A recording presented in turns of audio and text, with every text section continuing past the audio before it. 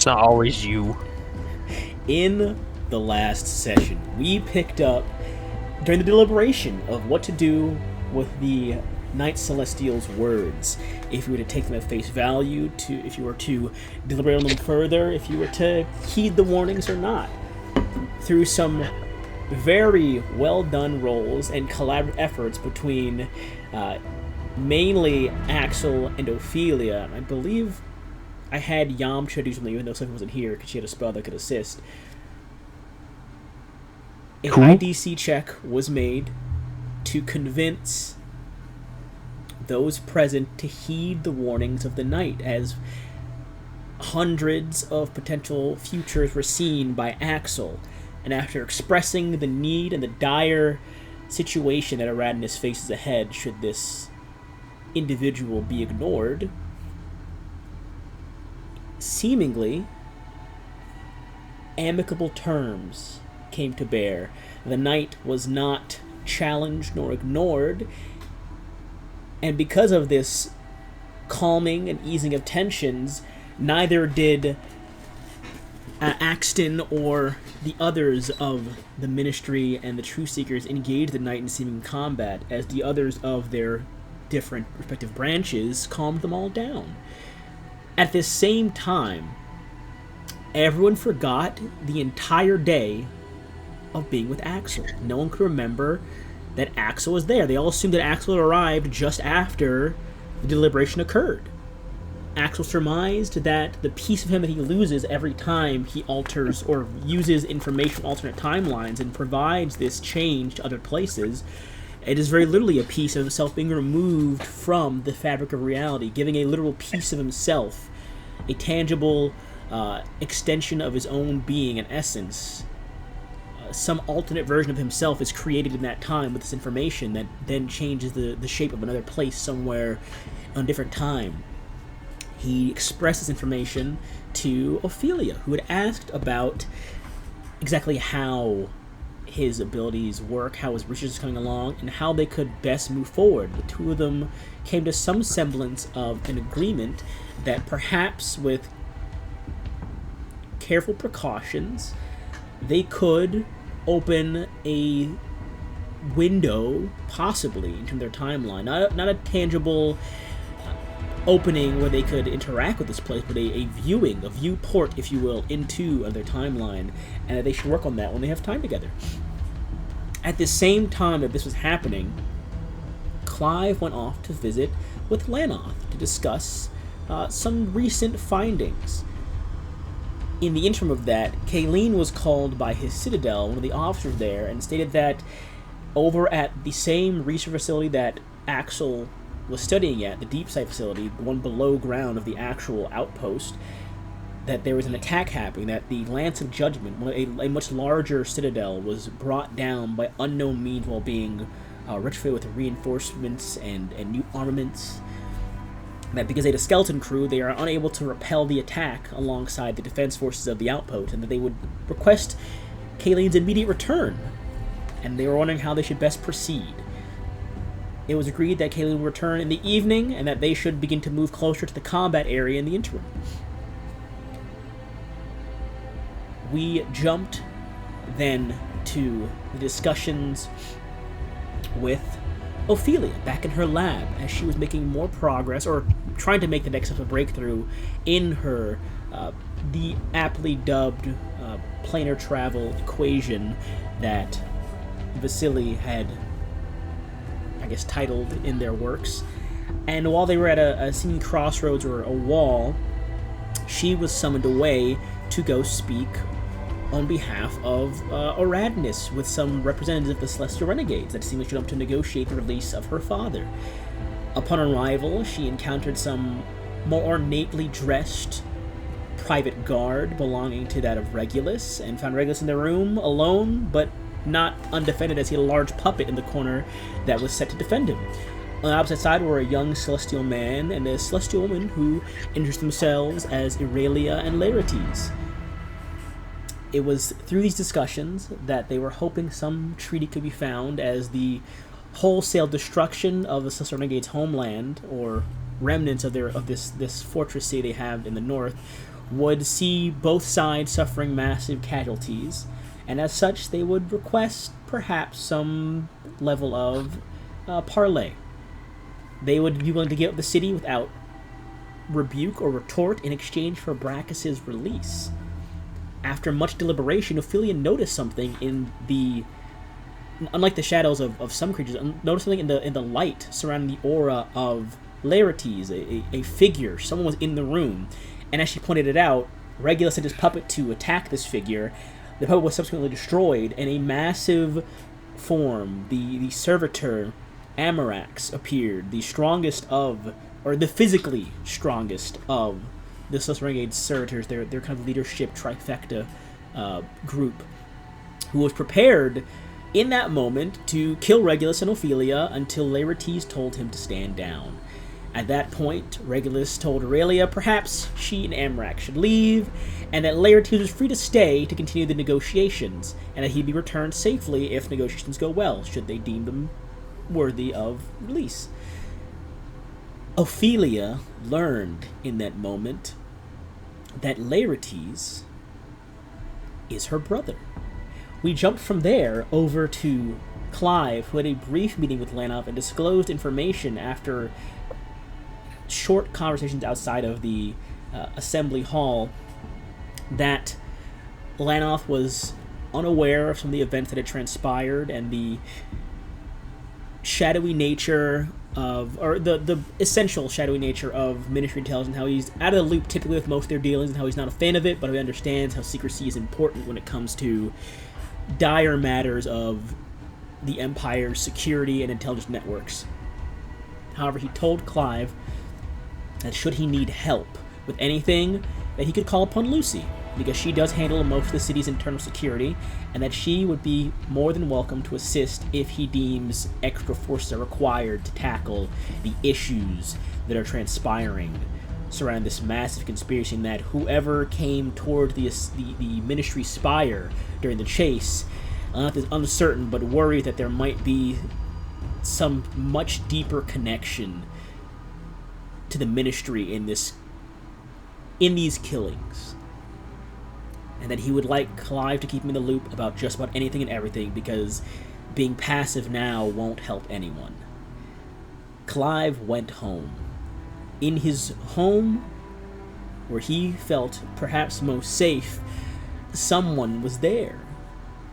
A higher stealth check beating his perception revealed a figure behind him, not making any aggressive movements, but very well who could have assaulted him. And in that moment, Clive put a hand on his gun and came face to face with Carrie Lee, the woman who he believed to be responsible for Benny's death. This figure-8 killer, who, upon reveal of conversation, both sides were very confused. Carrie Lee assumed that Benny had told Clive they were engaged, and that she was his fiancée, and that he had planned on telling her, and that she was trying to find the right time to approach Clive regarding this entire conspiracy, because she wanted his help solving this case, because Benny trusted him. And so she wanted to trust him too. On the flip side, Clive believed that she killed Benny, and was really confused about why she was in his home shooting the shit with him after presumably being the figure-8 killer. Both of them came to terms that something else is going on, and that someones are creating a series of red herrings and dead ends in this investigation for both them, meaning Carrie Lee and her team, who is now all dead, and Clive, who has been seeing the same dead end she's running into, doors that lead to more doors. They both agreed that they should work together for Benny. And that is where we left off. Oh. Yeah, I didn't miss nothing then. Yeah, I'll tell you. However, we pick up the evening that Kayleen had just departed the Corps and arrives on his... I forgot the name. Arrives on his Citadel, to be determined. Which was the name chosen by Kayleen last session, or Devin chosen last session. We go now to that moment, and let me lay the scene out before you. We will jump into the war in a moment. I will pull you to the scene as well, Devin, but I want to get one more scene out the way back in the city before we dive fully into the conflict. So, that being said, let's get some music playing. I know where the music is. Here it is. Hope not too loud. Halo! I'm gonna copyright stricken. That's the wrong song. That's the wrong song. Finds from a video game. Kayleen, you arrive on your citadel that evening as promised. When you arrive back, your logistic commanders are already in the process of calculating time to arrival at the combat zone and finishing up the preparation for deploying the troops. As mentioned previously, for this battle in particular, each token represents 10,000 people, as you believe, from what your people told you, and that you're up against about 500,000 or so Aegis forces attacking this location. And that the defense force currently on station is about... Here it is. About 150,000, which is still a lot. Because by skeleton crew of Citadel, I meant, 100,000 is still a lot of people for their side of a ship. You see, as your Citadel drifts closer towards this area, towards the research outpost, down in a pseudo sort of valley-looking location, that there are flashes of combat and magic streaking across the terrain. The Lance of Judgment is currently being bombarded on all sides. The defense forces are scattered around it. They appear to be on their last legs. Their units spread thin, holding very strong but inconsequential lines. As the Citadel behind them on the hilltop is shooting its own defensive ordnance down the field below, you realize that there is still time to make a drastic change here, and I will move you to the map so you can see. Do not pull everyone. We're gonna pull just... I'll pull everyone for this scene because the rest will be in the city anyways. I'll move you all back to the city when it comes back to that. Pull everyone. Activate scene. And I'll put you on the map so you can see what the field looks like. As you arrive as well, Kayleen, one of your officers looks to you and says, Commandant, we don't recommend getting much closer. We're unsure how they brought down the Lance of Judgment. However, it appears as though there might be some sort of... We believe those devices, and they kind of point on the map to these little items here, that these devices... It hasn't loaded yet. Oh, my fault, OG. 1 second, Commandant. It's not loading. I'm still stuck on the main map, but it's frozen and I can't do anything. What in the heezy hell? Try reloading. Probably one. That's weird. Close my door. My dog walked in the dog in my room. You can lay down, I guess. You're not doing anything. The dog was bugging me.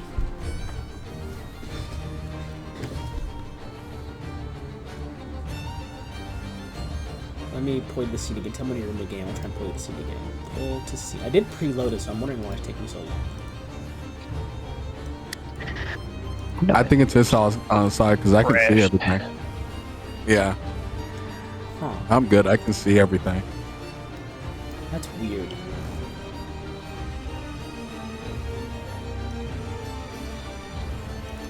And once you're in, you will see the map layout. I will explain everything.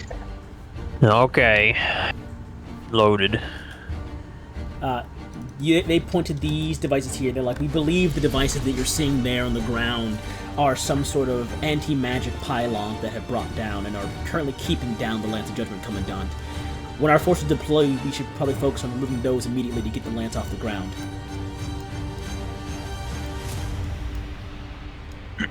I nod.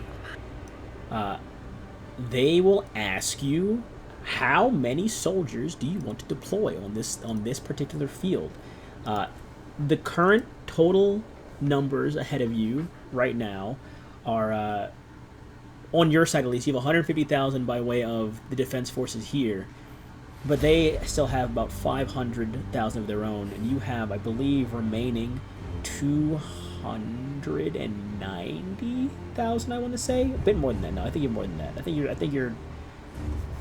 you're still basically at full capacity of about 300,000 troops, essentially. You have only lost a few hundred at most that could have been replaced in your brief interim with enforcers from elsewhere. So you're still at a full capacity, roughly of 300,000 soldiers that could be deployed.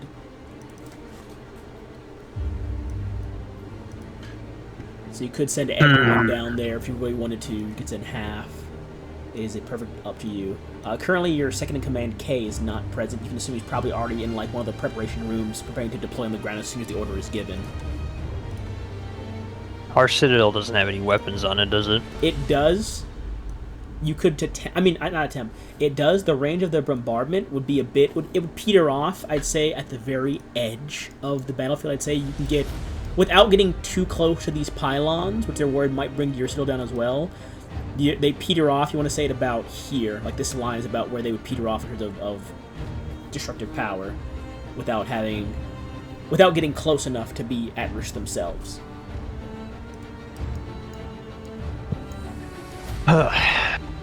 Okay. I think here's the game plan. We're gonna need some men to stay here to man the Citadel. But what we're gonna do is we're gonna take out those pylons, and then we're gonna use the Citadel to our advantage to gain aerial support once the pylons are taken care of. Understood, Commandant. They push they seem kind of like wipe their hand over like a magic scrolled table, and they speak over like some commands to general staff. They look at you and they go, "Sir, K had us ordered 150,000 troops prepared to be deployed. Should we keep that number the same or increase it?" So what do we got? Like 290? I'll say 300,000. You didn't lose that many in the 300. quarry fight, luckily. So we're just gonna keep it at 300,000 for now. You only lost, I think, about like 300 people in that whole fight. I think we keep 100,000 on the ship and then 200 down on the ground. They have 500,000. We've got 150 on their side. So that'd be 350 total for us. And each Aradnian, you know, is considered like a veteran in terms of combat. They kick ass. It's here. 10, 20, 30, 40, 50, 60, 70, 80, 90, 100. Let me do this real quick. Don't mind me moving your token around. 200. 200,000. There we go. Alright, something like this. And I will put your second in command here as well. You hear from... Actually, roll me a D100. This is going to be a luck check. You want to get a higher number. Higher is going to be better right now. Holy shit. In that case, roll me now perception or investigation with advantage, and I will give you a D10 bonus that I will roll for you secretly as well. That's actually insane. So your choice. Perception, investigation with advantage, your choice. And I'm going to add a D10 to your roll. Oh, hell yeah. So a 27. The DC, of course, I wasn't going to do an impossible. See, the DC was high. It was 25, not an impossible one. Through the general work... Okay, dog was sleeping. For some reason. Through the, I'll say, the remnants of those scouting forces that were given to you by Lanoth, the ones that you've dictated and instructed to only focus on gathering information about important things on the battlefield, with this luck of them having about a half a day's time ahead of you to deploy, to scout the area and taking the lay of the land, a report comes in as you're going to walk out of the command center, and they go, "Commandant, urgent report just came in. We believe they spotted Field Marshal Cantello on the field." Oh gosh. And because you rolled high on the luck check, the perception was to see if they spot him at all, and because you rolled high on the luck check, you will know exactly what formation he's going to be in, and I will show you where he's on the map. He is right here. This is where the scouts have located Field Marshal Cantello on the battlefield, because of the rolls you have there. And with that, the battlefield is yours. Am I able to send messages back to the city easily, or no? Yes, you can. You can have your authors do it for you, but they can transmit pretty fast.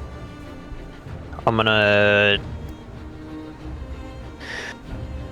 Who's the guy I was talking to? Oh, Lanoth? Gotta remember.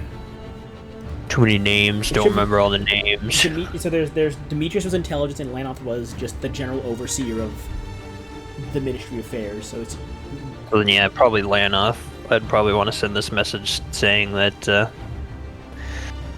this guy's here. This guy's here. You send a message as you're walking out. You have an officer. Hello is here. All right. As you walk out, you have an officer send a message for you as you're walking away. You hear the response come through like a small stone tablet. The last of the enchantment is fading, and he goes, "Do what it takes to bring him in, no matter what. He has to go. Good luck, Commandant."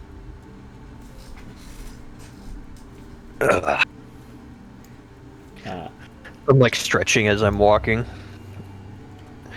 You get to the troop deployment bay, and I will say they will get one round. Enemies will get one round to act before you arrive.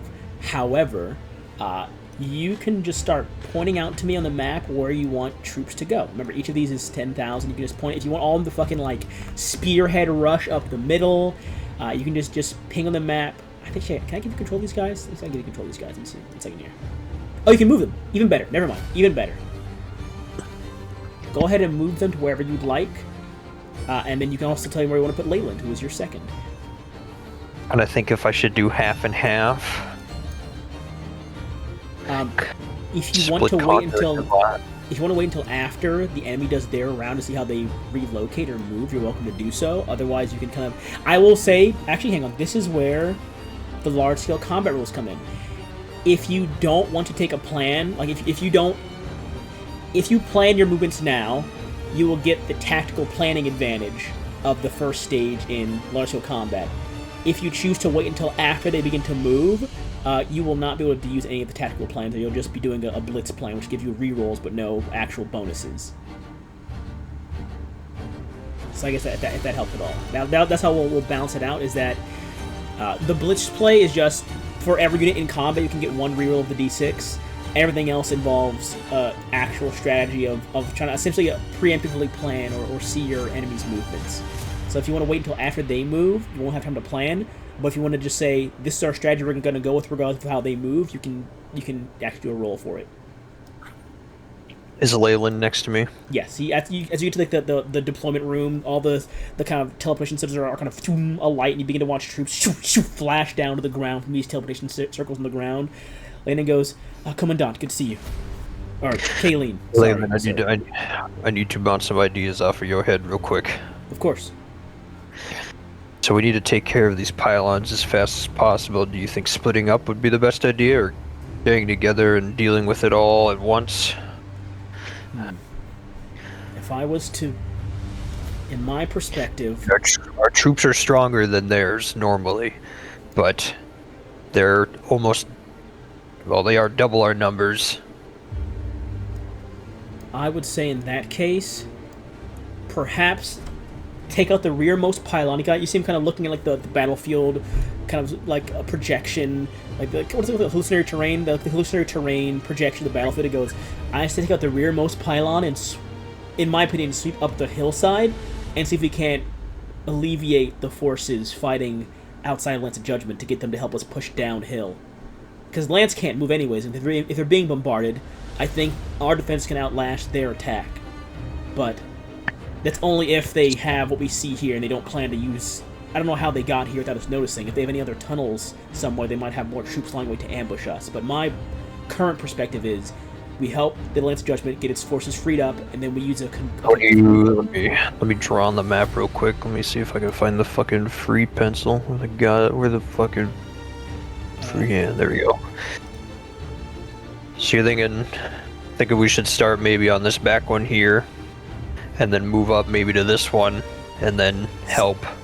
Exactly. Make a defensive line at that hillside there, send some of our rear guard forces to clear up the enemy's back line, and then get a full sweep from the forces up there to come down and help us take out the rest of the valley. I think that would work.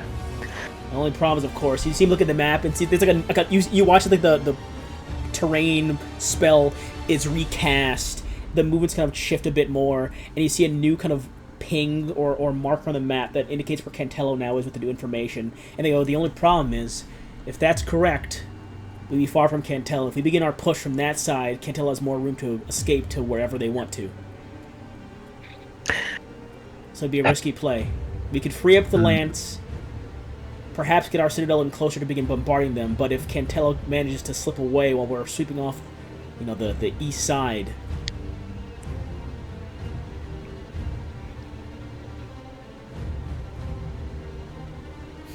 I mean, I know he's here, but it's kind of a... I mean, it's definitely a very main objective, but it's a side objective for us helping out this Citadel, because we need as much fighters as possible, and losing all these men would...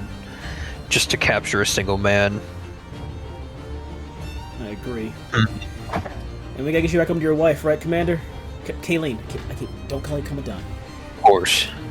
So our objective is to win this with 0 casualties, or minimal casualties at least to our own side. In that case, I still think free up the Lance. Riskier play, we could free up the Lance with half our forces and have a small team after we... So he got kind of pointing to our own line. I'm just gonna use the ruler tool.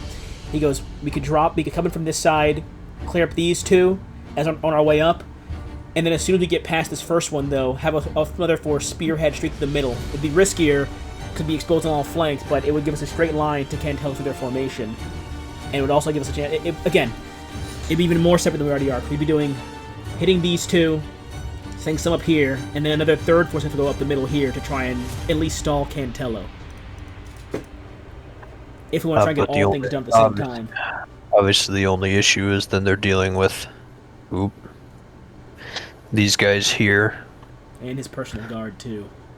And his personal guards, which are obviously going to be stronger than just our normal fighters. Not stronger than our fighters coming down. I mean, what they had, those knight guys on the ground, the fancy armor, I did take a few more hits, but in a head-up fight, our boys can get through them pretty easily. But again, it'd be a numbers issue more than it'd be a fighting issue. Right, and most of the times numbers win. If we can... Hold on. If we can get those 2 rear pylons down, we could bring in our Citadel from that same side where it'd still be just out of range and perhaps begin to bombard formations as they get closer to Cantello. So, I don't know what our effective... You know, he goes, I think our effective combat range for our cannons is about, I want to say, 50 to 60 miles. So if we keep them about here, if our sail is about 25 miles out from where the Citadel could be feasibly affected, we could begin to bombard the forces that are closer to Cantello as we had that third force spearhead up. It might be a bit close for our own boys to be hit by our firepower, but we could clear out large swaths of them on the move up after taking up those first 2 pylons. And we'd have the backup of the hillside troops to assist as well. Plus the Lance would be hopefully more active with less pylons on the field to use its own weapons to fire more down. Yeah, for their stuff to work. Well, let's go with that for now. Let's think of a plan B while we're down there, but let's try this. Obviously, these men here might try and move there, obviously, once we start attacking this pylon too, so we could if we take them out as well, then the plan of moving through the middle would work a lot better. I agree. Alright, well, I'll have them in deploy. And you see him kind of step into the portal and flash out in the circle as well, joining one of the groups that are going to the ground. You are now free to move all of them, and I'd like you can pick, since you have a good strategy in the field and your goal is to outmaneuver them, that would be, I want to say, insight, please, with advantage. Oops. You got this, brother. Insight. Ooh, I don't have anything for insight. Yeah. That's fine. They are rolling a flat d20 with disadvantage because they are already on the field. They don't get to use their planning bonus anymore. They're already on the field. They also got an 8, but the rules of D&D are meets it, beats it, so your plan, technically, because it is equal, I won't say it won't be as effective, but your plan, I will say, for the first 2... Well, actually, I can roll a d4. I will do a d4 minus 1 for how many rounds it works. It's supposed to be a full d4. For 2 rounds of combat, your strategy works. Hang on, let me turn off Okay. the rock. Did the rock rock. block them? Oh no! The rock fucking blocked him. I can't deselect all of them. Stop it. I don't want all of them. Here, let me. The Rock. Where are they? Oh, there they are. I got you. I'll start. Yeah, there's like 4 of them stuck in there. There we go. I'll The move fucking along. rocks. So you will Yep. arrive here in 1 round with your plan, and I will begin to maneuver the enemy forces as well. Let's do it like this, and we'll do it like... There we go. Let me also... That guy went around the rock perfectly fine. Why did Here. nobody else do that? I just turned off constrained. I think it's because your token was there. I think because remember this is a new 5e for Foundry. I think your token technically blocked them. But now it should be good. I hope. It is not good. They cannot move through you. Hang on. Let me try again. Like that. It's only for me. It's weird. Anyways. So I will begin to do the first round of combat. For 2 rounds, I believe when you have someone outmaneuvered, which you currently do because you rolled higher than their check, while they are outmaneuvered, you get... they get a -2 on all rolls for the first 2 rounds because of your planning. So this first group is dead as fucked up. shit. Keep in mind as well, your troops also count as elite infantry, so they also get a plus... oh, I was wrong! You don't get a -1. You get 3 rounds because your guys count as elite infantry. Because no, of course they're my bad, not elite. They're veterans. My bad. They're elite. They're not. They're veterans. Either way, you still get 2 rounds and a +1 on all rolls. So I'll put it in chat. +1 on all rolls. +2 if you are fighting, and then for 2 rounds, they have a -2 to all rolls. These are the 2 bonuses you have right now. So for 2 rounds, you get a for 2 rounds, you get an extra plus. -2 on all their rolls. It's only a D6. They only roll a D6, so they're at best rolling 4s now on the best possible roll. So, with that being said, I will do the first round of combat. Let me just roll 3d6. Don't mind me. I'm gonna just do their quick d6 rolls real fast.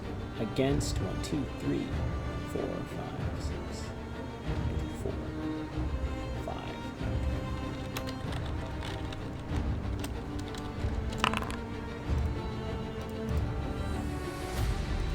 Don't mind me. I'm going to be deleting some tokens. You're going to watch some tokens event off the map real quick.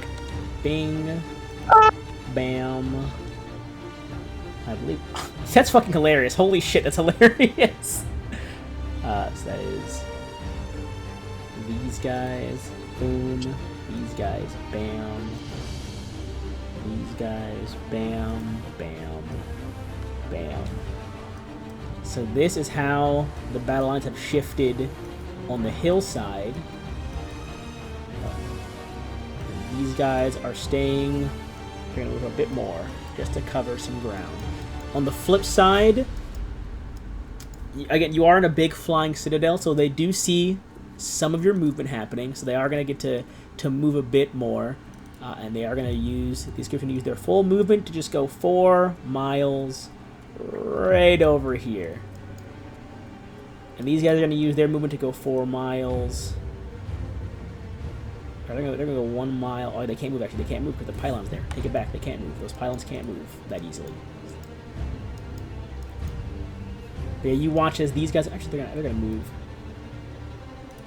They're going to split. They're going to split. They're going to send these guys. They're going to have them burn extra advantages to move another 4 miles here. And that's the setup. This is how the map has shifted. They're gonna move it here. Right. Oh, hey, welcome back. Move like that. These guys are gonna try and surround the pylon as best they can to defend it from your incoming attack. Oh, kill him. And I believe that's all anyone can do right now. So, with that being said, I will now add you to initiative, and I will add Cantello to initiative. And just go ahead, and if you go to the combat attacker, just go ahead and roll your initiative for me there. You better not lose. The ghost in the back of your head.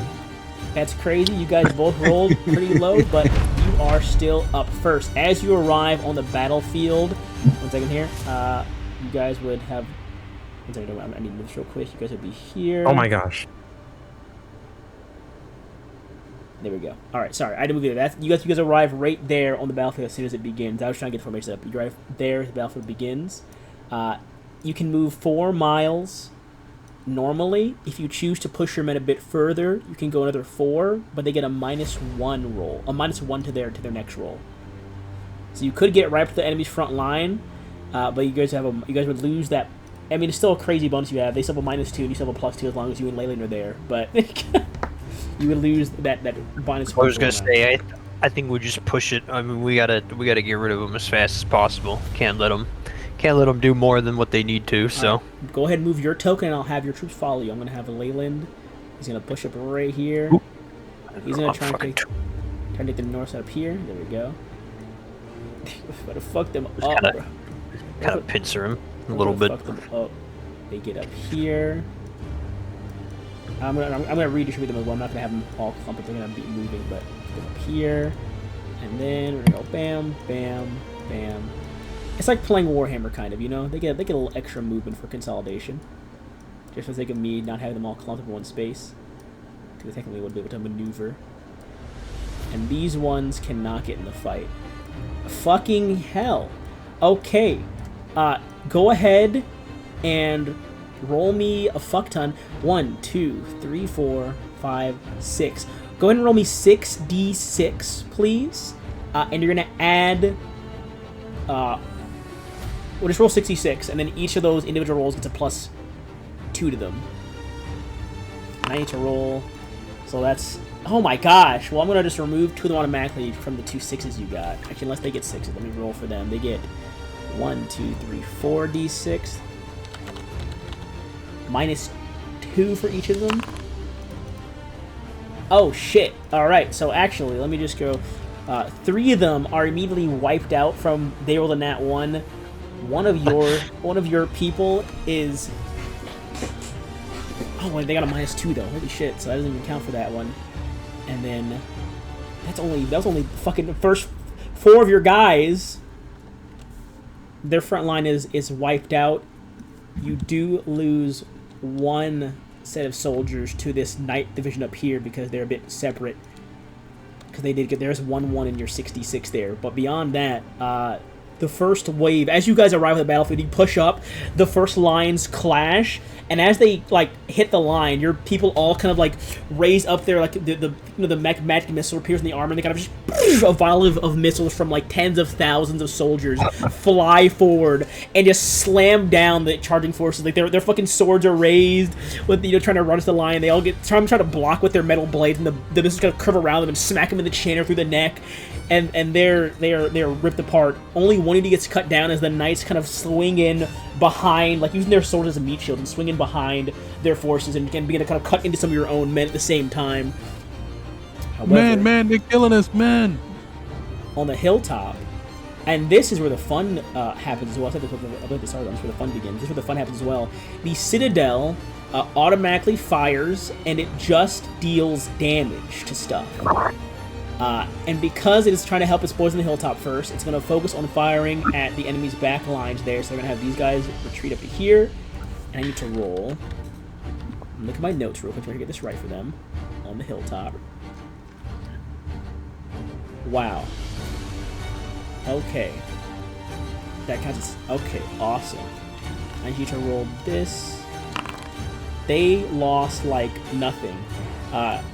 You estimate, I'll say from your previous check, you estimate that about only 53% of all the weapons platforms of the Citadel are currently disenchanted or destroyed from the combat, which leaves about half of them still active, which is a lot, because your vehicle can fire, it's about half the size of this thing. Your thing can shoot about, like, for equivalent of D&D spells, for the rest of how this works, about 500 fireballs per second, roughly, on the battlefields. Equivalent is what your guys can fire. So they're firing about what yours can do at half strength. They're going to start blasting the enemy back line. So I'm just going to roll. 1 deep, deep, deep, deep, deep, deep, deep. I should have. This front line here of these guys. Hang on. Yeah, this front line here of these guys is blown apart because there's a lot of them, and then the soldiers are going to engage in combat and start rolling to see if they can do anything. 2d6 versus 2d6. 2d6 versus 2d6. Dead and dead. And they can still move a bit, so they're going to go right to these knights and keep it moving. Up there is 4d6 versus... 5d6 versus 4d6. Okay, cool. And... I'm dead. This guy, Devin's guy just kind of like cleaned house on... This guy is dead. These guys are dead. Hey, wow. You know? I thought that these guys on the hilltop would last a bit longer. Yeah, I thought they would last a bit longer, to be honest. I thought that the hilltop I would go a bit better. Maybe they didn't need help, actually. You know, when I was rebalancing this fight for the hilltop battle, I'm like, okay, I'll put more knights down. The knights should even it out because they have more numbers. The knights did not even it out with more numbers, even with the +1s.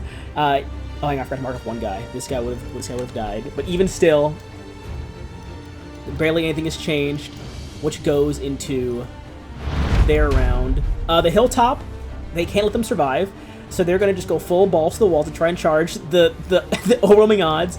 These guys here cannot move the pylon, so they're just gonna rush up to you guys. Fucking hell! And they're gonna send. They go here. They need to defend this. So they're gonna have them rush in and take another -1. So they have a -3 to all their rolls now for this first round of combat. But they are gonna try and sweep in and just encircle you a little bit. I'm gonna do the hilltop first because they can't do a fucking thing otherwise. Wow, you know, when I did this with the last part in this game, this fight was like a lot easier for them. So like, let me add in a few more enemy troops and change up the kind of unit types. So I'll add a few more knights in to the whole battle, and then you came in here and killed an entire like 50,000 plus people instantaneously. And I was like, okay, awesome and good. 4d6 versus 5d6. Oh. So that is bam, bam, bam, bam, bam. And they're gonna move in like this. There we go. The bottom side squad are gonna bombard the Citadel more. It's gonna lose another max roll. Another 10% of its batteries are disenchanted or destroyed. It is now using about 37% of what it's capable of. So its combat output's gonna diminish as well until it gets back online. And then, yeah. I'm gonna roll against your guys. Let's see, 1, 2, 3, 4, 5, 6, 7, 8, 9, 10 d6. -3 to all of these. Some of these are negative. Devin, go ahead and roll me 10 d6. Oh, hang on, 1, 2, 3, 4, 5, 6. Go ahead and roll me 7 d6, please, if you would be so kind. And they each get a. Okay, fuck you. This guy just gets fucking obliterated, I guess, because they roll a natural 1. Or if you roll a 6, I mean. You do lose these guys. There's a 1-1 in there. Beyond this, because they rolled so few on their offense to beat, I think, any of yours. Did they beat any of yours on offense? Their highest rolls of the -3 are a 2. Not a single one of them beyond the natural 1 you roll. Not a single one of them managed to beat any of your troops here, to be honest. So it is a stalemated front line, and they're gonna just move in a bit more. You begin to hear shouts scattered through the battlefield, very hushed and murmured, but you do see that there looks to be some sort of rallying shout that is being spread from Cantello's location across the battlefield. And you begin to see formations shift. Cantello is providing a D4, a +4 bonus to his troop for this next round. Only for the ones that are within. I guess only these ones. The guys over here don't get it. Nope, they're out of 10 miles. So only the ones next to him and the guys on here are getting a bonus. They get an extra 4 to their next rolls they're gonna make. I thought they were a bit closer. He's not going over there. He sees them getting fucked up. He's trying to focus on destroying the Citadel right now. And so, with that being said, there's a pylon here that's unguarded. I didn't notice that. Oh well. Oh, I did notice that. Never mind. I see it. I see it. I was thinking it's invisible. No, it's visible. That brings us back to your turn as Cantel's men do begin to kind of reformat themselves around this pylon. He's going to shift himself right there. I'm gonna have these men move up. Yep, go ahead. Move them all up you want. They got... you go like this a little bit. And they're going to move... These guys up here are going to reinforce their lines a bit.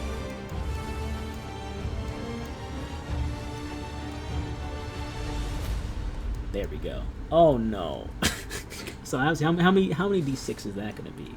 That is 1, 2, 3, 4, 5. I miscounters now. 10. You do corner? 10? Yeah, 11? 11 d6. Go ahead and roll me 11 d6, please. And this is the last round. They'll have a -2 to their attacks. The enemy team, or the enemy team, the enemy force. 1, 2, 3, 4, 5, 6, 7, 8, 9. Oh my gosh, that's a lot of fucking ones. Let's see. Don't worry. On offense, they don't usually die. It's only when you're rolling defensive stuff that have that like on 6s. They have a minus. They have a -2 still. Let's see here. Lucky doesn't mean any of your boys die. I see. With a -2 overall. Dead. Nothing happened there. You did roll 1 natural 1, so I will take away one of these guys here.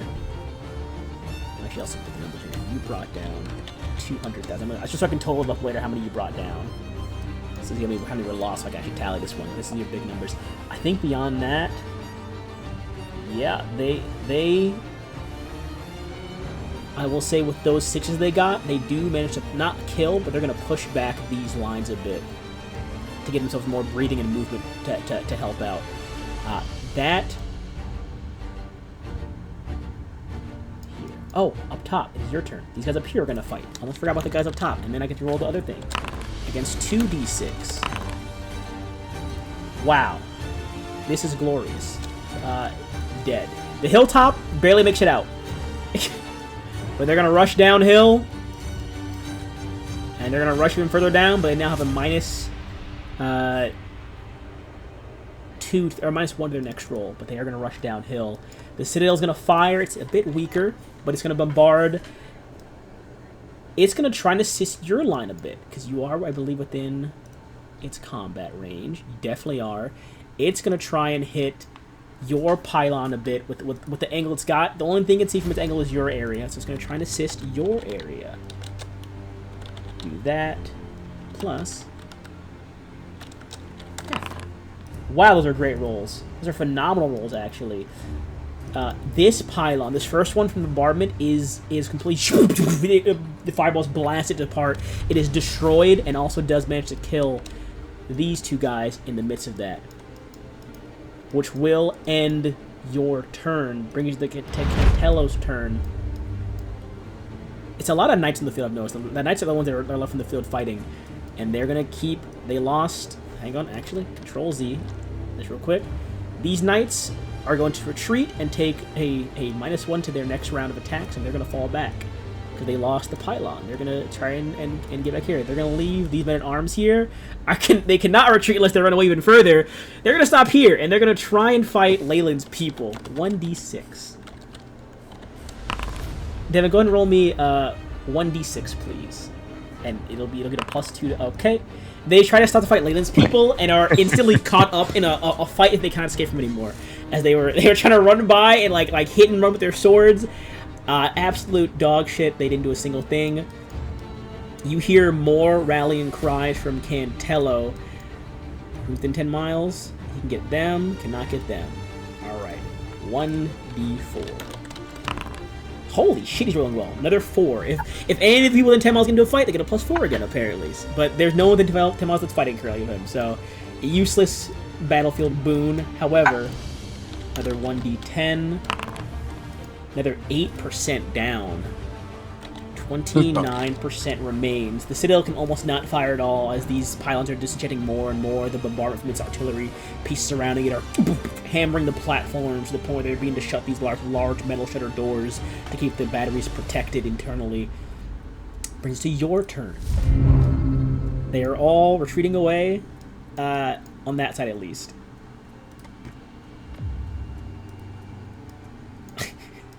You know what? I'm going to actually mark these guys with, just so I know, they're different. Mark them with the, not the dead one. Nope. Don't do that. Mark them with the half cover marker. They're going to move up and assist you guys here, and they're going to move a bit further like that. Oh, no.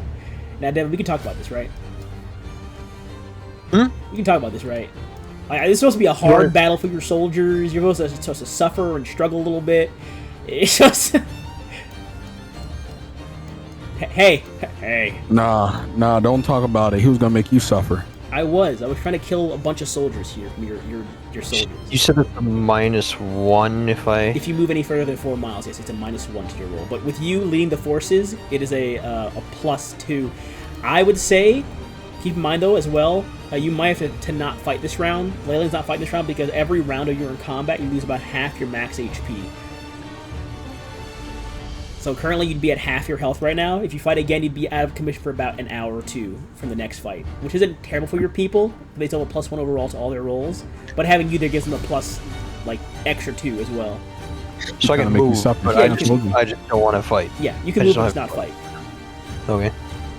You're cheating, DM. You're cheating. That's how it works. Leyland's not fighting this round. So, let's see. Who is attacking who on the south side? On the retreating line, who's attacking who? So obviously the back 5 are attacking these two. Go ahead and roll me 5d6, please. Real quick. Let's do it piece by piece. And they are retreating, so they get a -1. I'm sorry that they were here. I didn't mean to offend you.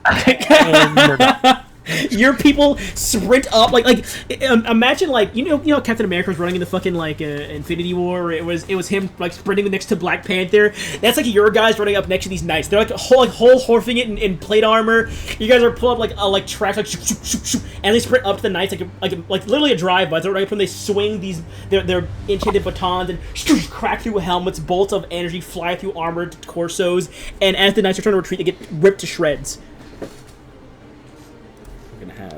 And then obviously, these two here are attacking this one. He is also with it. Those two, roll me 2 more d6, please, and I'll roll his 1d6 for -1. All right. They get as they're running away, get behind them, and they all kind of plant their feet like artillery barrels. You watch 20,000 plus bolts of energy shoot into the backs of 10,000 men and knock them to the ground, riddling them twice over until they stop moving. And then that'll be this one is attacking him, and then these 3 are attacking him. You can do this one. Well, these ones are from the other thing. You can do 2 and 2 if you want, because I'm gonna have these 2 attack the knights here to assist you. Okay, that works. So go ahead and roll me 2d6, and since you're outnumbered, you get a +1 to these rolls overall. And they got a... Oh my god! If you want... Actually, you rolled high too. They rolled so well. They rolled 2 6s on your allied side. Damn. And that was with... So this knight here... Overwhelmed here, overwhelmed there. More of them drop like flies as your troops begin to sweep through this back line. These guys are going to move up. Can I still move people? You can move. As long as it's within no more than 8 miles total, of course, you can move. Yeah, these guys are going to be inside of people. Yeah, that's fine. You can move. You can move. If you want to move in 5, it's fine. As long as they're... I'll say as long as they're within range of another ally, I'll allow it to be a bit different. If you want to kind of... Let's see here. Well, you want to put them I see the vision. Put... Oh, let me do that. I mean... Oh. Sorry, that was my fault. I was trying to help move them. There we go. And then put them like that. That works. There we go. And then the Citadel is going to fire. It's got Minimal output left.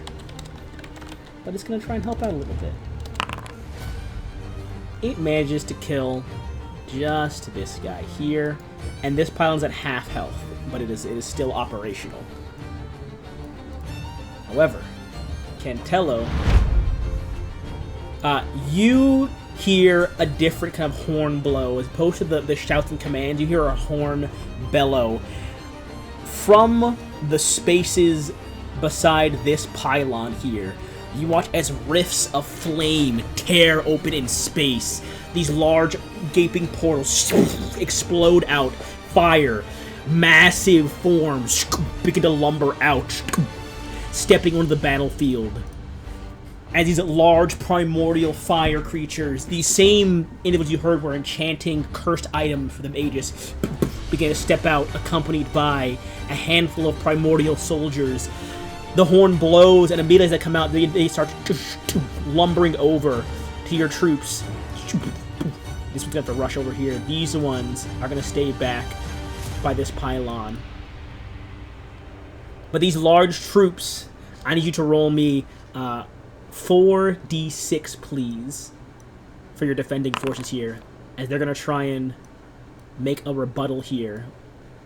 God damn, you rolled well. These large creatures, see, it's going to be rolling against 5. One more, I can roll 3d6. And they get a flat bonus. These units count as commanding forces as well because they are so large. So they can get a +2. You rolled 1-1, so that is... I'll say this guy here is gone.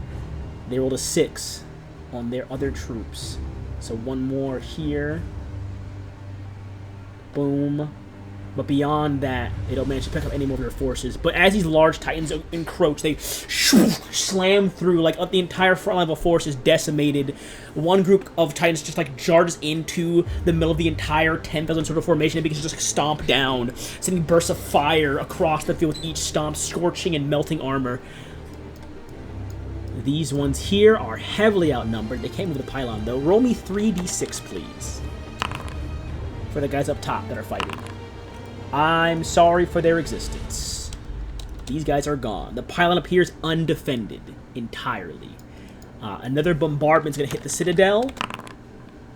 It is down to 20%. As I roll another 9. Even less effective. Cantello is going to order... Cantello's going to move himself over here. He blew the horn, so no, he can't give any other commands. He blew the horn, so he's going to go over here. No commands can be given, but he's over here now at this formation. His knights are going to accompany him. That ends their turn. Kayleen, you're up. It has been 4 hours of fighting. How much will it take to get rid of the pylon? I would say it would take you to leave about 2 of your troops here. Actually, these 2 will stay. Actually, you can leave. These 2 will stay behind. You can have your boys move up. You'll hear from your field officers of like the 2 from the Citadel will handle the pylon. We can regroup, and they're gonna move up here, and they're gonna start. They're gonna use their turn to destroy this pylon entirely, which does free up some space as it shatters for the Citadel up there to regain a bit more energy. I will put it back up by about 15%. I'm also going to send the signal For to yours? our Citadel to move in. Yeah, let's go here. That's how small it is. It's supposed to be bigger than that. don't mind it. It's bigger than this, I promise. It's going to not this scale. Oh, it's different now. Uh oh. It's gonna be 10. Is this seems like it'll be a bit too large? I'm gonna fuck something up really bad here, I think. Nope, that's it. That'll work for right now. It's not on the map, but this is about the angle it'll be at for firing, and it can now support and hitting anything This is a within freaking 25 war, dude. miles of the map. Yeah, this is about the effective range to get is about here. It drops. I'll say it drops off about back here. It can hit things back here, but it drops off considerably about this back line here. I'm going to tell them fire at the smaller primordials in front of... All right. Oh my gosh, what's his fucking name? Cantello. Jesus Christ. Cantello. The Citadel up there is going to fire as well. Now that it's back up to a bit more power. The combined fire of these Citadels bombarding down on the fire primordials. I will say it's only about half as effective because a lot of this is like essentially fireballs and explosion. They are immune to fire, but with the extra bits of arcane energy that are just residual from the impacts, it will wipe out 2 of them. And I will say, just from the blast of all these impacts, it will destroy this pylon. Explodes from the impact. Let's go. You have a lot of guys down there. How many? 1, 2, 3, 4, 5, 6, 7. I didn't even move him. Oopsies. There we go. 1, 2, 3, 4, 5, 6. Walker, who's attacking the fire giants? Who's attacking the normal soldiers on the ground? Because there's still the 3 dudes back here. Leyland can fight again. Probably 1 and 1 would be my guess. 1 to 1. So only 3d6. And since they're technically outnumbered still, because they're surrounded, they will get a penalty to their rolls. What the fuck? Ooh, that 1-1. This guy here, I'll say this guy here, through combined efforts, has brought down this one. This from that one. Beyond that, did you roll higher? You did get higher than one of them. This guy here is gone. Move like that. And then for the Titans, it is 1, 2, 3, 4, 5, 6, 7, 8, 9. Go ahead and roll me 9d6. They only get 2d6, but they do add 2 to this. Oh my gosh. That's a lot of good dice. That is a lot of good rolls here. Regardless of how well these Titans do, this one is wiped out, but because they do count as like essentially siege weapons as they move forward, they do manage to take out 1 full unit, even though they did not. Even though they're completely wiped out, each of them does take out 1 unit on their defense here. As they go down, these large frames thud to the ground and melt into like lava puddles that can seep into the soil. It is. Can't tell us, turn. You are, I'd say at this point in time, after another hour fighting, you are back to full health. You're just resting, so you can't assist again. On the field, as it begins to, you can see a definitive. What in the hell did I just do?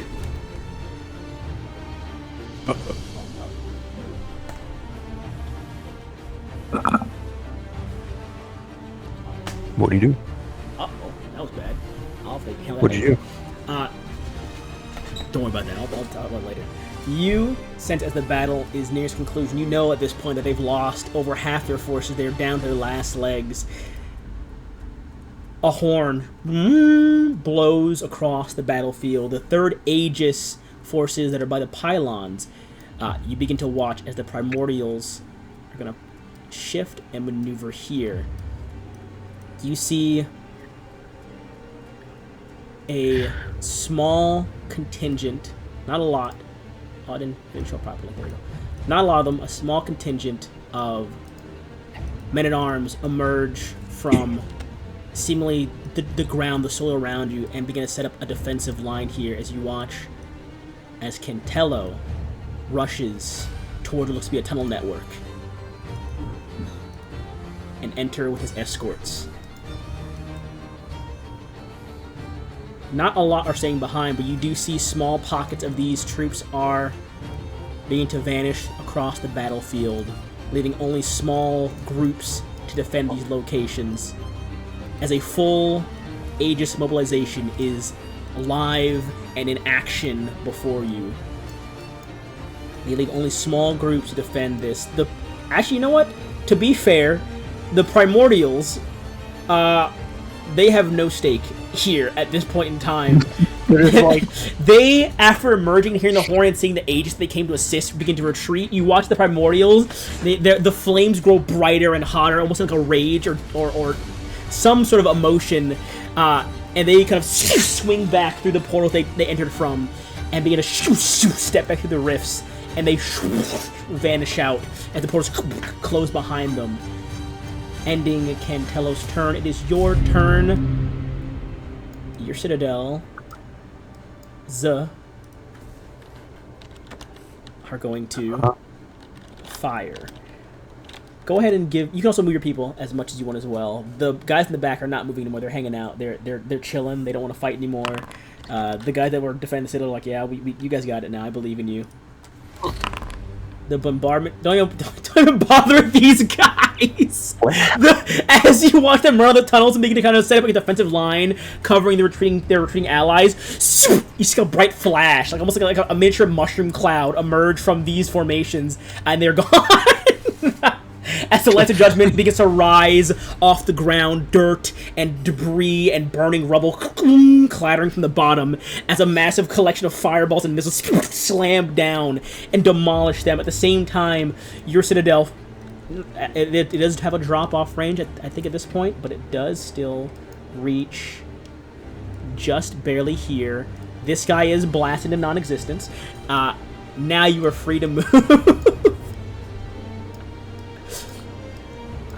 I mean, I'm gonna obviously look over to this group in the middle and be like, "Do you surrender?"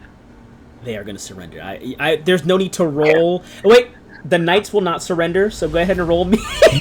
Whatever you want to roll me. The knights are not surrendering. The knights don't bother rolling. I rolled a natural 1.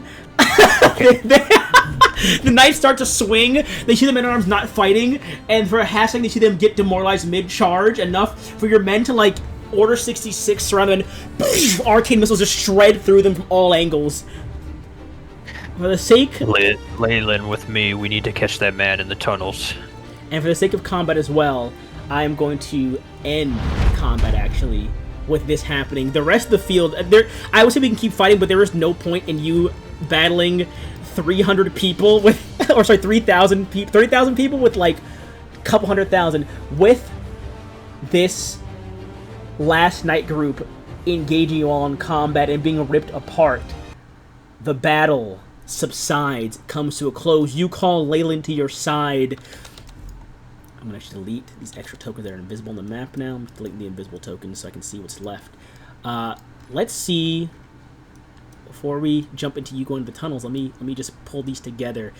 You also would gather, confirm without a shadow of a doubt, these pylons are the things disenchanting the Citadel. And as they are destroyed, the last of them destroyed, you would hear from up here, Commandant Montgomery of this outpost gives you his thanks. My thanks, Commandant!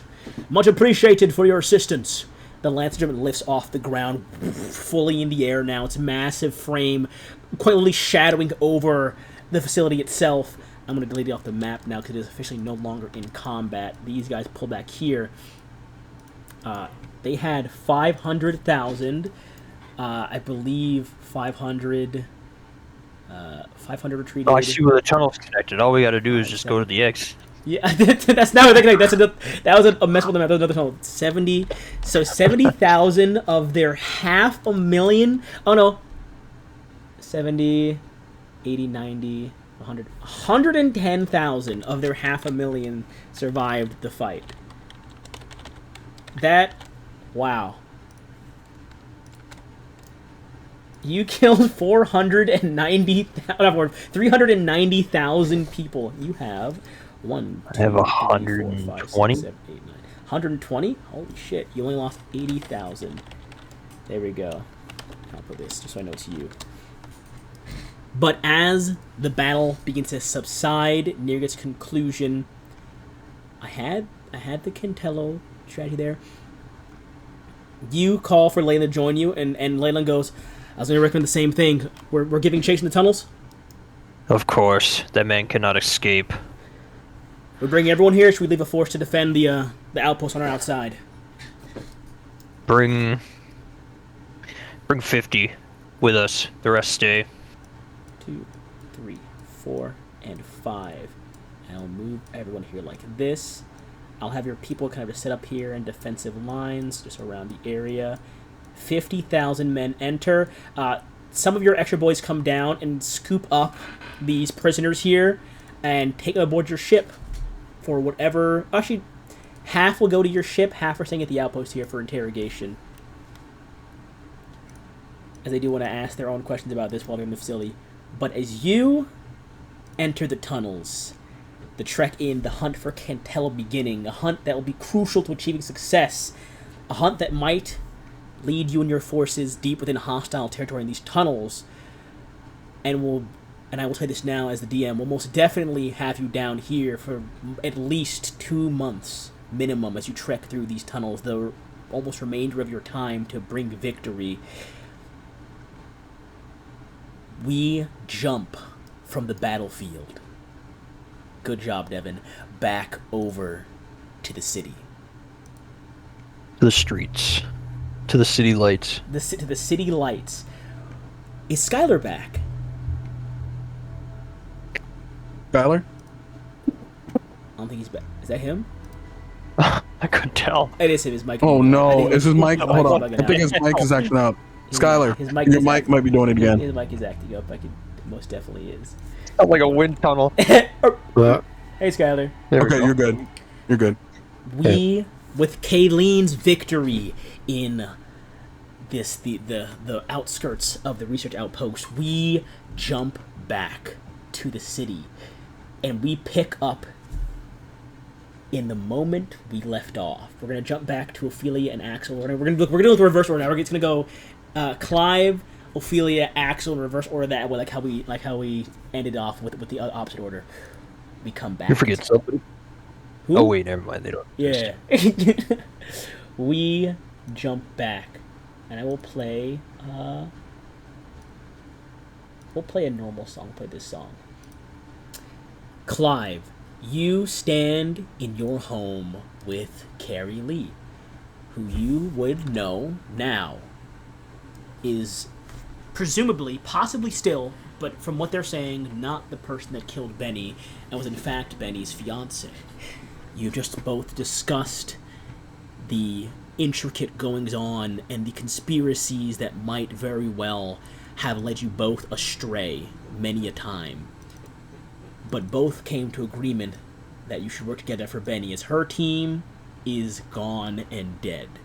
It is only you two and perhaps a few others in this city that she believes are trustworthy.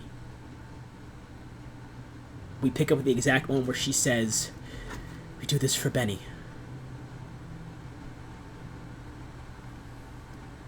I gotta wonder how I did the voice. Hold on.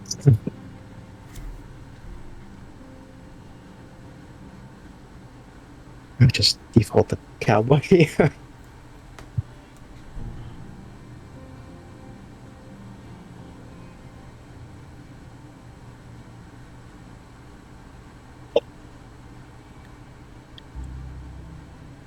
Go.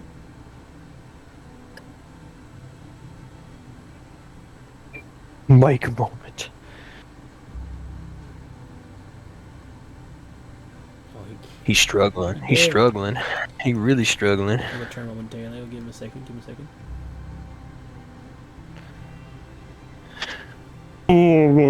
Hello? Hello. There we go.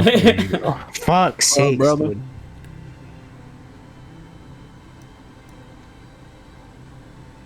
No, there's no way it cut out There's again. no way. He was just There's there. no way. Father. There we go. Hello. Okay there. Please. I need this.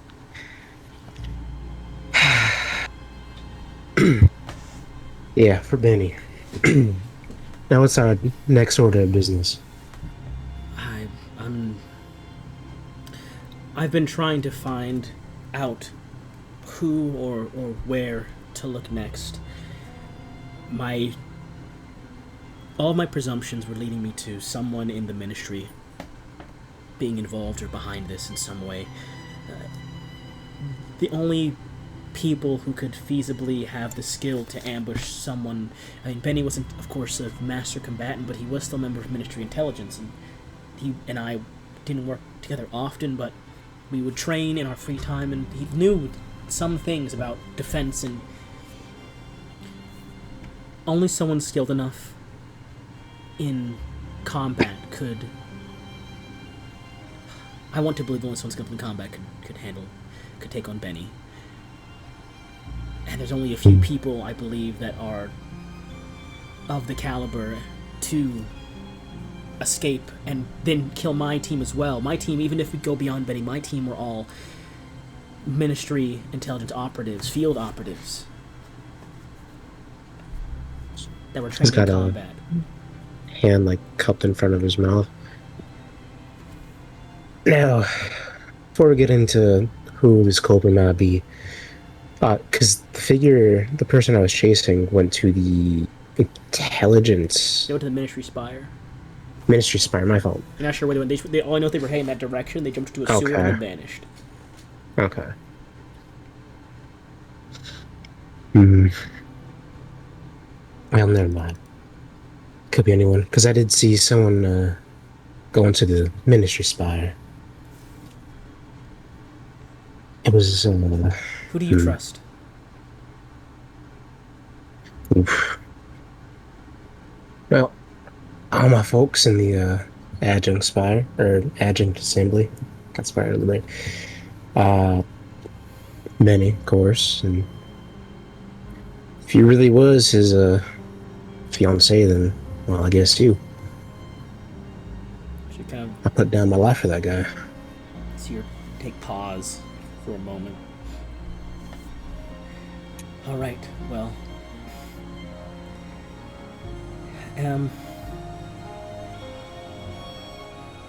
In that case, we need to leverage every asset we have at our disposal.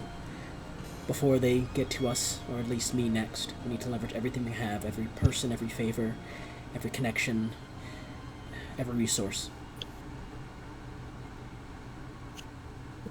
I'm in agreement.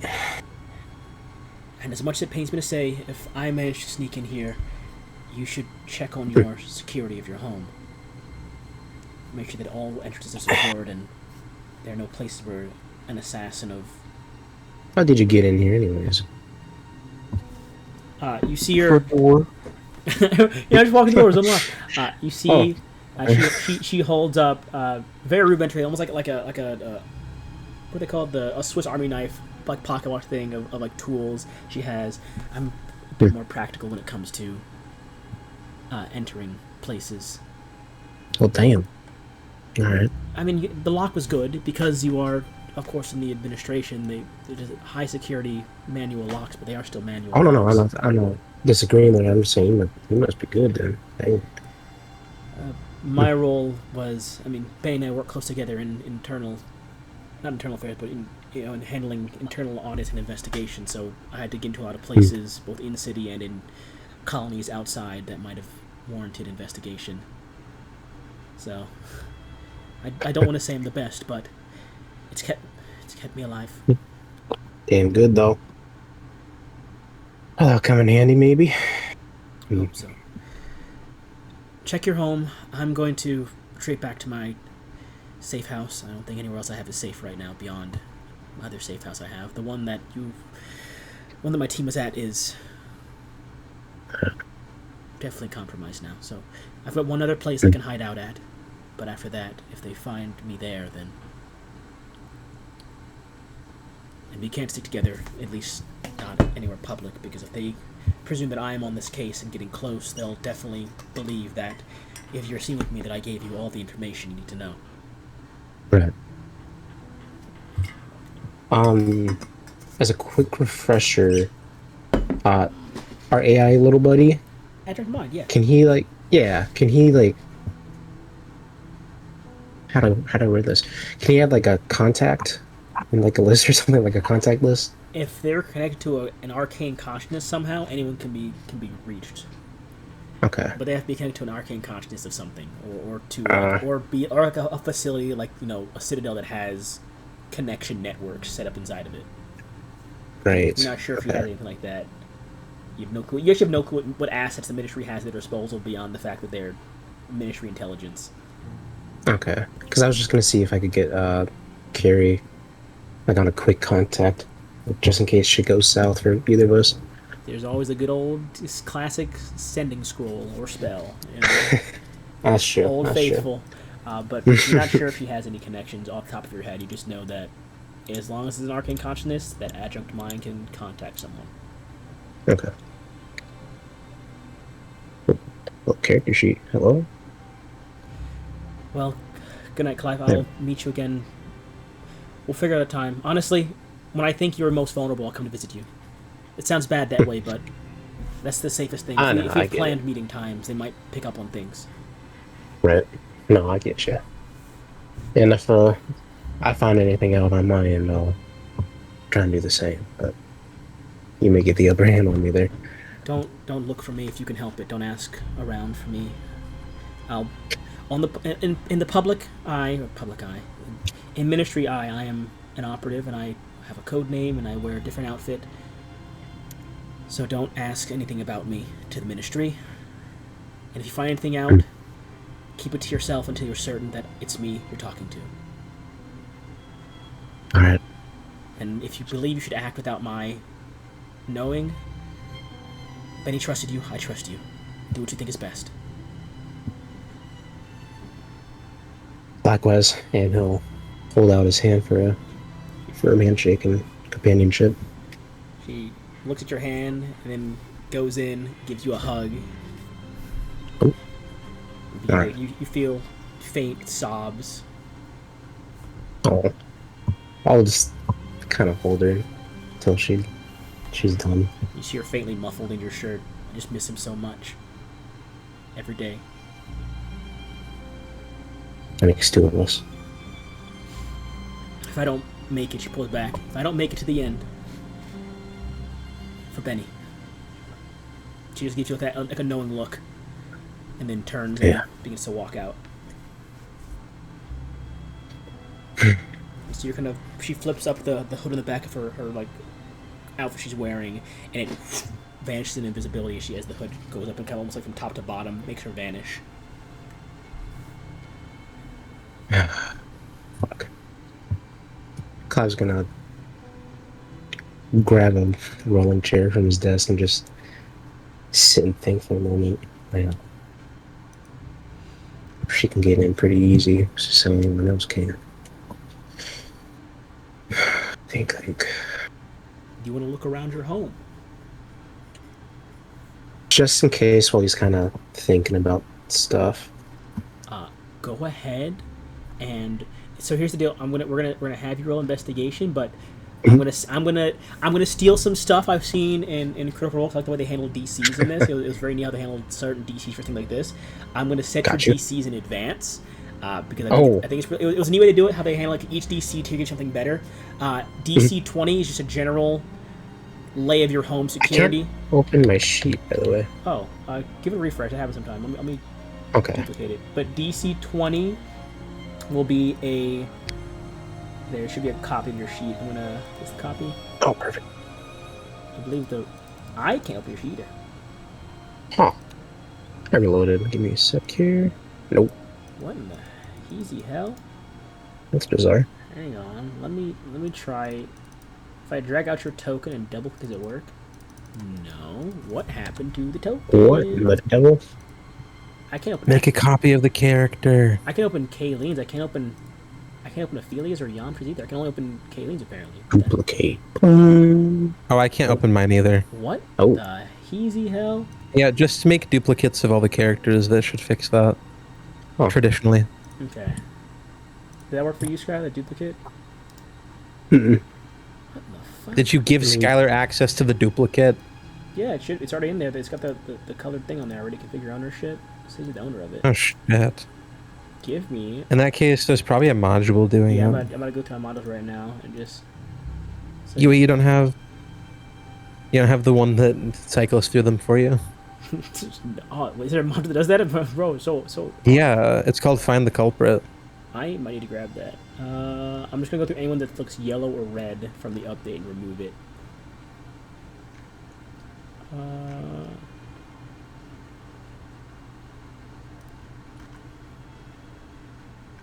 I'm trying to see. I'm gonna remove ownership viewer. No, ownership viewer is green. None of these look broken. Sorry. None of these look super bad. Yeah. None of these look. Huh. I didn't know Monk's Little Details was still a thing. I thought they got rid of that. Huh. Yeah, I'm gonna remove Monk's blood splats though, because I'm a hater. Nothing in here should be. What is?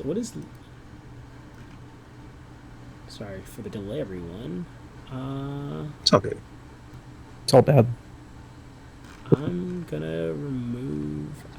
I don't think anything other than tokenizer, but that would ruin orders and stuff. Tokenizer has never messed with sheets before. Yeah. The only ones in here that I could even suggest might be fucking with a sheet is like... Shampoo, probably. No, I've never had a problem with that one. Man, I don't know. It could be as boring as, like, I don't know, Token HUD Wildcard. Yeah, I just unmarked that. I'm gonna do this. Let's try that real quick first. Sorry for the refresh, everyone. But yeah, what I was saying, shut up. Like, what I was saying, DC-20 is gonna give you a general idea of your home security, of if someone skilled could get in, and where they might, like the most likely places someone skilled could get in from. 25 will show you all possible entrances, and a 30 will show you if anyone has been in your home and how they got in. God. Okay. Let me see, did that work? That's actually really cool. I like that. Long ass refresh. It didn't work. I'm gonna hurt myself and others. Man. Is there a way we can clear the cache somehow? It's never a cache issue. Why do they have it?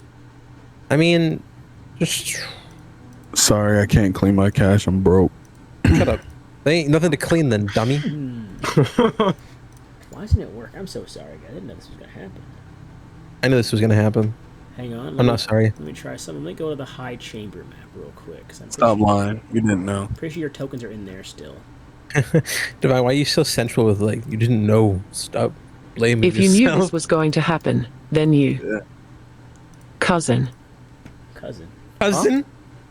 Don't call me your cousin. Don't call me your cousin. Did you No. cause it? No. What in the fucking... I don't think animation would break it. Cautious Game Masters pack, perhaps? I turned that one off forever ago. It's possible it could be doing it. Turn it It was off. that, or there was another Monks one that I was weary about, but they're all green now, so it shouldn't be that. I'm not sure about Cautious Game Masters pack. Sorry for the refresh again, everyone. I apologize. Emily, can you stop being rude, bro? I was never able to get in from the last refresh. Can I get in from the last refresh? Excuse me? Can I get in? Hello? Locked out. There you go. No, the DM doesn't have the game open right now. I'm not being rude because Gabe promised to play fishing afterwards. She just used me for my body, Gulp. guys. I was gonna say, bro, she really do. She just used me As for my long as she body. gets some out of it. I'm nothing to her. It was never above. Why? That is crazy to say to me. Why can't I can't do anything? What the fuck? Why is Devin Sheet the only one that's working? Devin's hacking, guys. Devin, roll for me real quick. What? What do you need me to roll? Investigation real quick. What do you have a plus? Like a plus 15 or Are something? you a like that? DM now? Wait, what happened? I actually don't There you remember go. what I have. I'm sorry. we're just gonna give you 21? pretty sure a passive like 30 for your passive or something like that. So we're just gonna give I you think a, so, we can give you a plus 10. Hold So on. we'll add 5 more to that. D&D Beyond. What does Alien see in your house? I'm 1,000 miles away from you. Visions from the battlefield. Something's going on off with about that. Clive? Clive's getting fucked up right now. What's Clive doing? I was actually getting beaten to a bloody pulp. Yeah, oh my god, he's dying! Oh shit! Why am I seeing this? Over here! I want to. Oh my god, I I'm can't gonna tell fu- anybody! I have a plus 10 to... Oh, wait. No. Well, Investigation. send to get your ass beat. I'm gonna turn Come off here, boy. status icon. Oh, I think I see one. Status icon counters as gray. was That not one me. also can. Wait, was- you said you already turned that one off. No, that was no. Oh, no, that turned was off the other one. Token wild card. Investigation plus 5. You were correct, Gabe. Plus 5. Okay. Sorry. Last refresh. I'm gonna try one more thing. Oh I'm gonna see. I'm gonna see if I it's want to the. refresh Bad you, boy. DM. I am a bad DM. Bad DM. I apologize. I am a bad DM. I apologize, everyone. Oh. I'm so sorry. I'm so sorry. Is the Stop recording calling him still a bad going? DM before I fight you, bro. Then I can just say this casual Richard moment. Oh, Oh, damn. I was gonna That, say this that reminds implies me he of. watches my videos. Where everything breaks mid-session. That implies he watches anything I do. It wasn't that either. I was gonna say that it reminds me of when Mason had like one bad Foundry thing and said he was gonna give up the whole system. I'm sorry. I'll have to fix all this in between sessions. I apologize, everyone. I don't want to stall us much longer with this.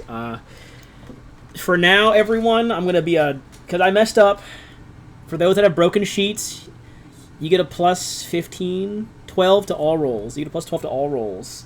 Holy fucking shit, dog. What are you talking I mean, about? other than combat that happened with Devin, which he is good for apparently because the sheet didn't fucking break, I guess. Other than Devin doing combat, you guys are gonna be mostly doing RP in the city anyway. So I'm just gonna give y'all plus 12. Alien's the only one locked in. That's crazy. I'll give y'all plus 12. Oh, you already rolled. Don't worry. On, We're bro. taking Kayleen's roll. I'm Don't worry. smarter We're taking than Kayleen's that, roll. bro. Plus 2, come on. Divine, are Smarter you than sweating Plus right 2? now? Yeah, alright. So there's a 25 right there. Go sway, Divine. Do Sorry. you have any luck or anything like that? I do actually, yeah. Like you got luck points. Now would be the time to use it because probably a long rest for everyone. Oh my goodness. Dang. Where is I lost my foundry? Technically, using rogue. Oh, what's the fucking ability? Reliable talent. Any Roll below a 10. D10 roll. Yeah. So 22. I mean, this isn't how it technically Yeah. works. But if you want to burn all your luck before you do a long rest, you're welcome to do so. Oh, fuck it. I mean, Yeah. I'm a cruel man. Dink. Oh, dink. Okay, I think that's it. okay, all right, okay, my bad. 28. Gabe, you gotta suffer now. With a 28, not exactly a 30, but it's above 25, so I'll give you a bit more. 20 with the original goal of seeing all entrances. You, of course, from how Kaylee got in, she did say she picked one of your locks. She didn't say which one, but as you begin to look through your house, you see looks to be like the kitchen window lock. Like a place where you wouldn't presumably look, like, behind the curtains of the window, where it's usually like the curtains are drawn closed, so, only a faint breeze would move them. That window was picked and locked and opened up from the outside. Of course, your front door could be opened up with with the same DC 25. You got 28. Same DC 25. There are small, like, rooftop, almost not like huge windows, but like faint. I'm trying to think of the word they are. Those really small windows they have above kitchen, like this, like the really tiny one that kind of shine light down to give more natural. Those windows are there, which a caster could use to cast a spell to transport themselves into your home through, if they were to be looking through the ceiling like that. They want to use like a Misty Step or a Dimension Door and see the location. They could do that. Of course, Dimension Door by itself can get you in there. If someone had left an object in your home without you knowing, they could teleport to the object in your home. Damn. And with the 28, looking around, you don't find any glaring objects that might have been left with malicious intent in your home that doesn't belong to you. What else do you wish to look for? I will say with 28, you can look for one more thing beyond the general security of your home to check somewhere else. With 28, I'll give you the ability to look somewhere else with the 28, and I will give you one more roll. But it'll be perception this time. So with the 28 there, you find all these openings, and I will give you one chance to look around further for any one extra thing of possible damage that could occur here.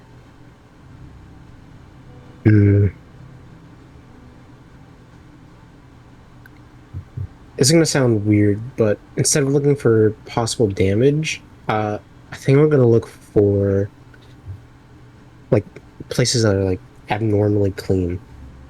If that kind of makes sense. Like places someone who shouldn't be in here kind of cleaned up out of themselves to leave like no trace. Because this is your home, roll me perception with advantage. Hell yeah. And again, I believe you had a higher perception, right? Was it plus 10? It was plus 13. Plus 13? Oh, you get an extra plus 1, so yeah. So Hell yeah. I do that and then that. Yo, this nigga different, bro. Different. 27. With a 27, don't mind me. Let me check my notes to look around. Maybe something is there. Let me look at my notes. Am I gonna kill you? Are you gonna die right now? Are you gonna find a person hiding in a Only initiative. a pristine, clean room? Wow. You know what's crazy? I was trying to look for stuff for what's it called? Not that. For my NPCs also during the combat, and I can only get Cantella sheet to work. I didn't know what it was about until just now. I'm like, oh, that's what it was about. That's how I'm gonna do it there. Okay. The 27. Looking for abnormally clean places. What you find across your home is most certainly just your home. Nothing looks abnormally clean, or danger, or not, or as if someone had overcompensated in fixing something. Nothing looks like out of place. As a matter of fact, the only thing that might seem perhaps too clean as you're looking around your home is that something is missing. Shit. Something small but not insignificant, but something you wouldn't typically notice unless you were in dire need of this. Something that you yourself typically have on person, but that might have been left behind, or might have been left to itself on a night you were resting. A singular chrono bullet is missing. Shit. Just one. And most of them, of course, are on your person. They're always on your person, except when you sleep, of course. You put your gear down. No one sleeps with their holster and their bullet pouch on their person. So they're put down somewhere. Yep. And typically, you assume that you don't need to count every bullet. Typically, you wouldn't think to count every bullet every day. The bag was where it was in the morning. Even with your passive perception, unless you were looking for a slight, centimeter or inch difference in movement or location, it was where it had been the night before. So there was no need to check for a missing bullet. You haven't been in any fight that would involve going into your ammo pouch to load chrono bullets. You haven't had a chance to, put your hand in the pouch and count them or grab them to load the gun. But a single chrono bullet is missing. And you only spot it because, as opposed to it being too clean in a certain spot, where you usually have the bullets resting kind of in their small holsters or holders on this, like, your workshop where you manage your gun's maintenance, one bullet slot has a bit extra dust at the bottom of it, as if something hadn't been there for just a day or two longer than anything else.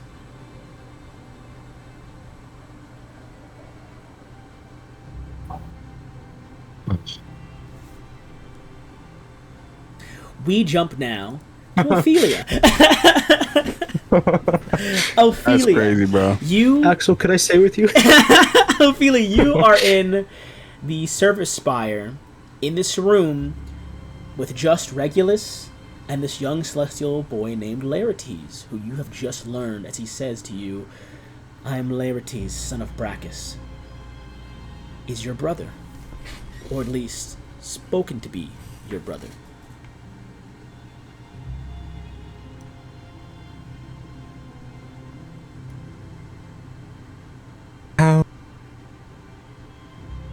How could I have a brother? He looks at you.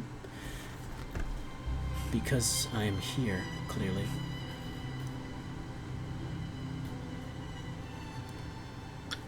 You know that is not a real answer. I don't owe you answers. I'm here to negotiate my father's release. And that release relies on answers. Information. Negotiation. An exchange.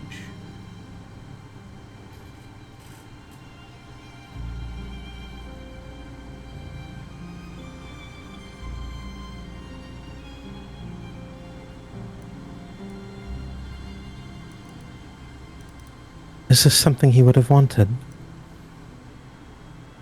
I don't follow. Is something what he would have wanted us to meet? For you to come and release him as you see. Because my father has told me that he was very purposefully captured in order to meet me. Roll me insight, please. How? God damn it. Fuck. Add 8. And I'll give it. Yeah, unless you believe. Did you have high? I'm You're trying to intelligence-based. think. You're intelligence caster. I'm a No, you're sorcerer. charisma I'm a caster. charisma caster, and I'm pretty sure. I think this is actually one of my rare wisdom dump characters. I think because I'm like intelligent, so I think I went towards the point by. Yeah. So I'm pretty sure at best I have a 12 in wisdom at best, and I would have trained perception, so we can add like what 1+ level of We're doing current insight. proficiency. We're doing insight. So let's say. Insight is wisdom. Yeah, you said perception. That's what I meant. Come on, man. Oh, my fault. Fuck it. Give me a D20 plus 6. That sounds about right. I'm so again so sorry. I didn't know this was even a fucking thing that happened. I didn't assume there was any breaks from the update, so I'll have to go with that later. Oh yes. 22. When he says he was purposely staying here, you see him not hiding, of course, any emotion. There's no change in his expression on his face. It's very much stoic. A faint kind of like I'm gonna say like inhale through the nose, like a absorbing information that was faintly surprising for a moment. And he goes, "I'm not sure why he would be purposely captured, or why he would need me to release him, but I'm here because I am obligated to release him, or see him released."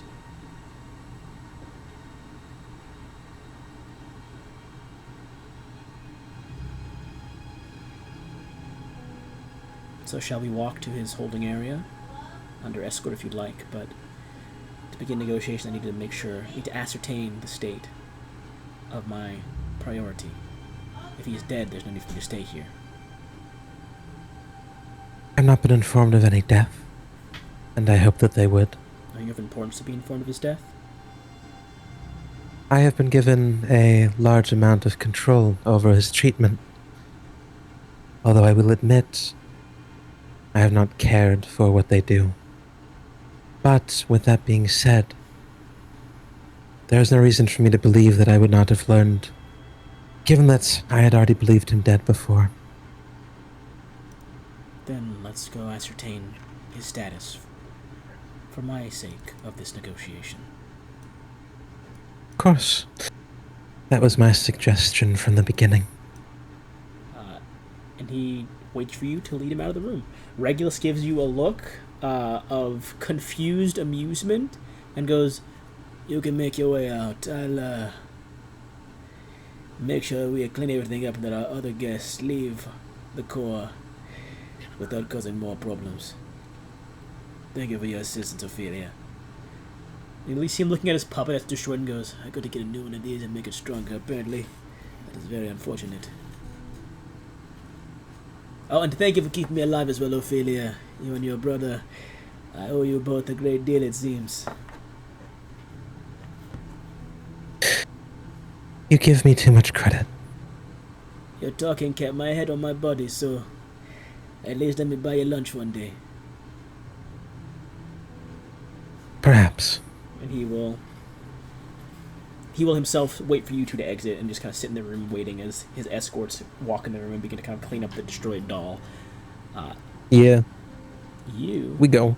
take your brother over to the miniature spire. Mutilated fucking corpse. No, actually, it'd be crazy if we get there and he's dead from a chronal bullet. You are escorted into the holding area, and you come to see the cage with your father, and he is in there, still on the ground, in that kind of kneeling position, his hands manacled to the floor, like a chain. And Laertes, your brother, looks at him and goes, "You're alive, Brachus. Wonderful." He looks up at the two of you, and you see no insight required. It is an unnervingly, curved and bright smile on his face. Like the corners of the mouth. Again, by all intents, while humanoid, this is still a celestial being. Their bodies don't contort and function normally. You see it almost crease up in the over smile as he sees Laertes and goes, Son and daughter, brother and sister, united. How this brings a joy. Were Savasi here to see this, I am certain he himself would be in awe at the prodigies of two different generations together.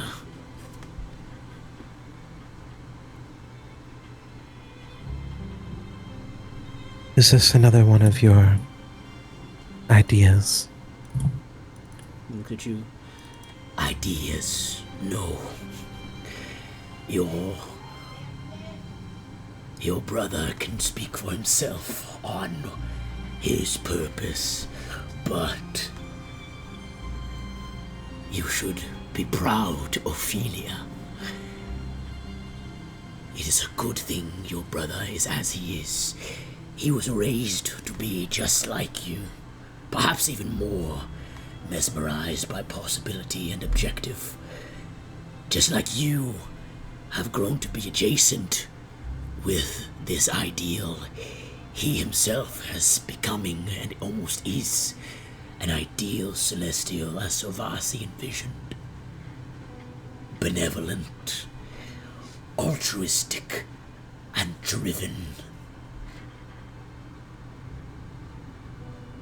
There was no purpose in him being here by my machinations, but I knew he would come to see you, and I could assuredly know that Amarax would not be tactful enough to hide for long, and so a servitor in close proximity of one so great as your brother was to be assured, and I am the assurance. And so I stay here willingly, so long as your brother is here to negotiate. Speak with him. You are siblings. The only family we have left is in this room. But I am alive and well, son. You can negotiate with the ease of knowing I would not die in Aradnian hands so quietly. He looks to him, face unchanging. Your brother looks at Brackus, your father, and goes, "Understood. Then I suppose my time here is concluded. Come, sister. Shall we talk and walk away from this place?" And without a second glance or thought to your father, he turns and begins to walk back out the way you guys came in. I'll look to my father. Did you not come here with more purpose? Do you really wish to leave if you are allowed so?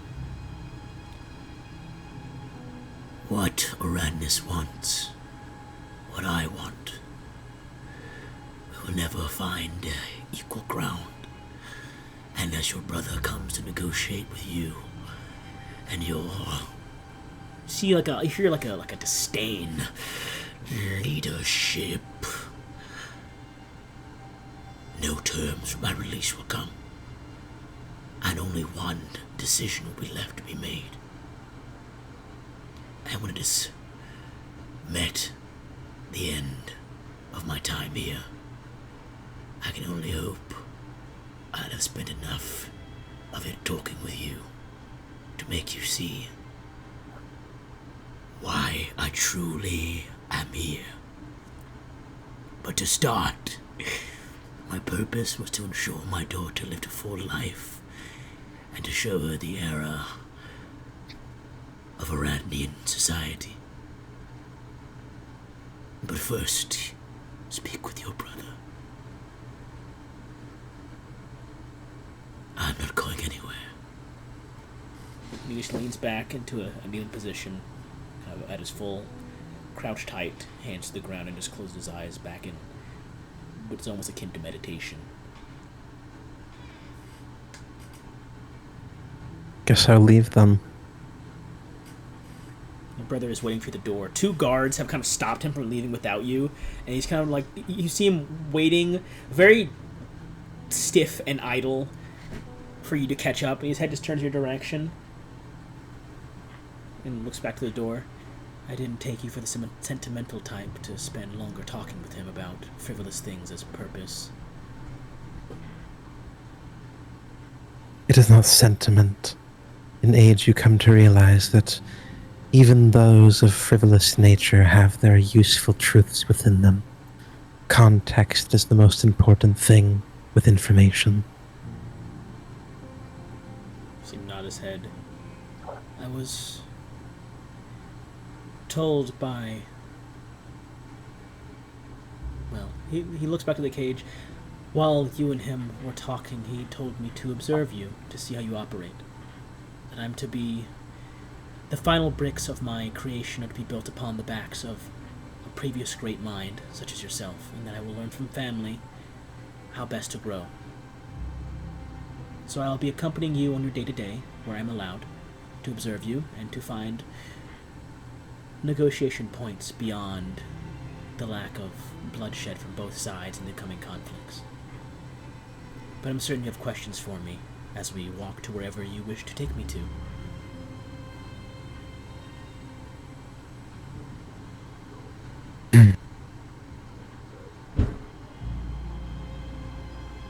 I suppose we should start by going somewhere to guarantee your allowance in my current research site.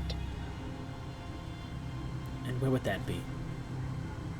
It's a good question, DM. I know I could technically just ask over the adjunct mind, but I'm usually a lot more physical about these things. I mean, technically speaking, you guys own the Adjunct Spire entirely. It's whatever happened in there is at your group's discretion entirely. There are staff that help maintain its running and security, but beyond Even that, if I'm letting a theoretical enemy of the state into a high-level research facility?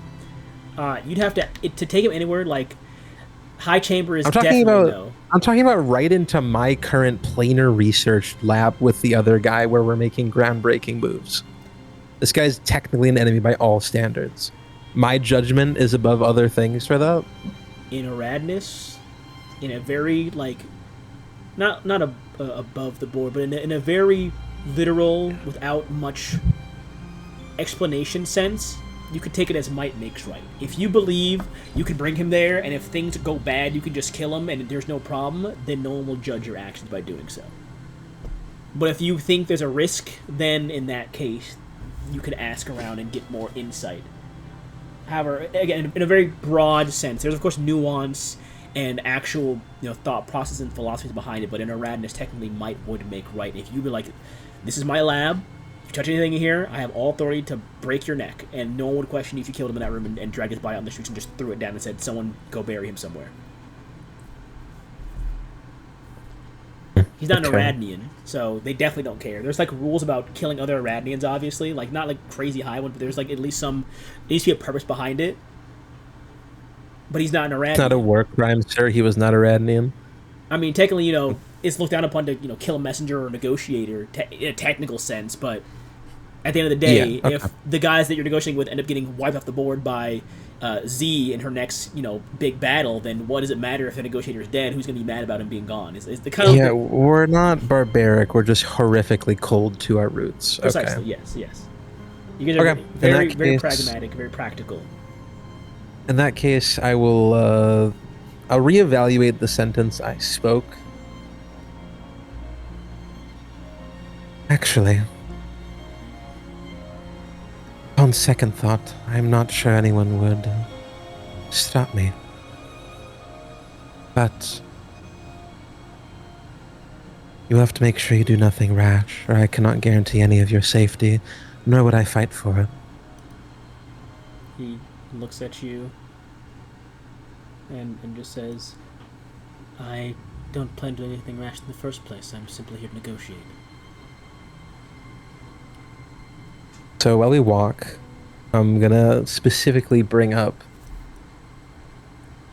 what do they have you doing? Have they continued the experiments? No, I've been assigned to a task that, according to their words, supersedes all others. They have been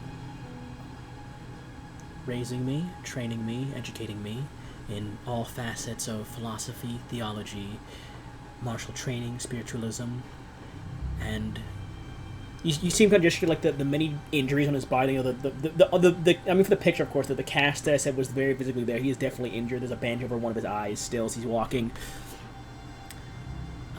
My body has been prepared entirely to serve as a vessel for the remnants of Servasi's power.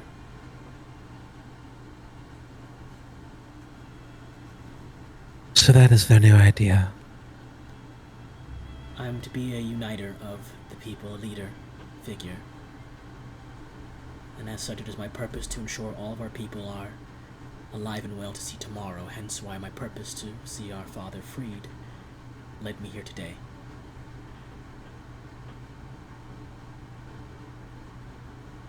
So after they lost all of the research that I was doing They pivoted. on trying to...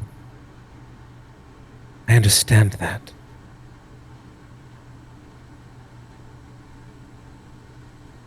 But it's always the same goal. Appointing a champion to take the mantle instead. Precisely. I've been put on the same pedestal, if not a higher one, than you were put upon. I would much believe a higher one. Physical feats were always respected more. It is just that my theory was strong enough that it brought me to where it did. And I'll have you know, it worked. What worked exactly? In my time being raised at home, I had the idea, the theories, the formulas, that we could create gateways between planes without the need of any magical attunement item. These tuning forks, as they're usually referred to, is the most common method for planar travel. You need something like a key to unite the energies of the two spaces.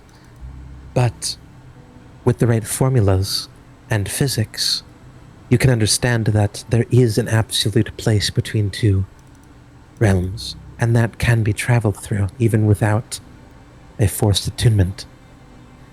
They had wished I would do this so that I could create a permanent opening to the realm of their god and allow them to walk through freely.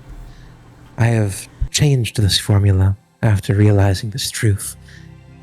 And as of right now, I have a successful prototype, a window where we can peer directly into the Feywild in real time. And it was done purely off of runes that I carved myself.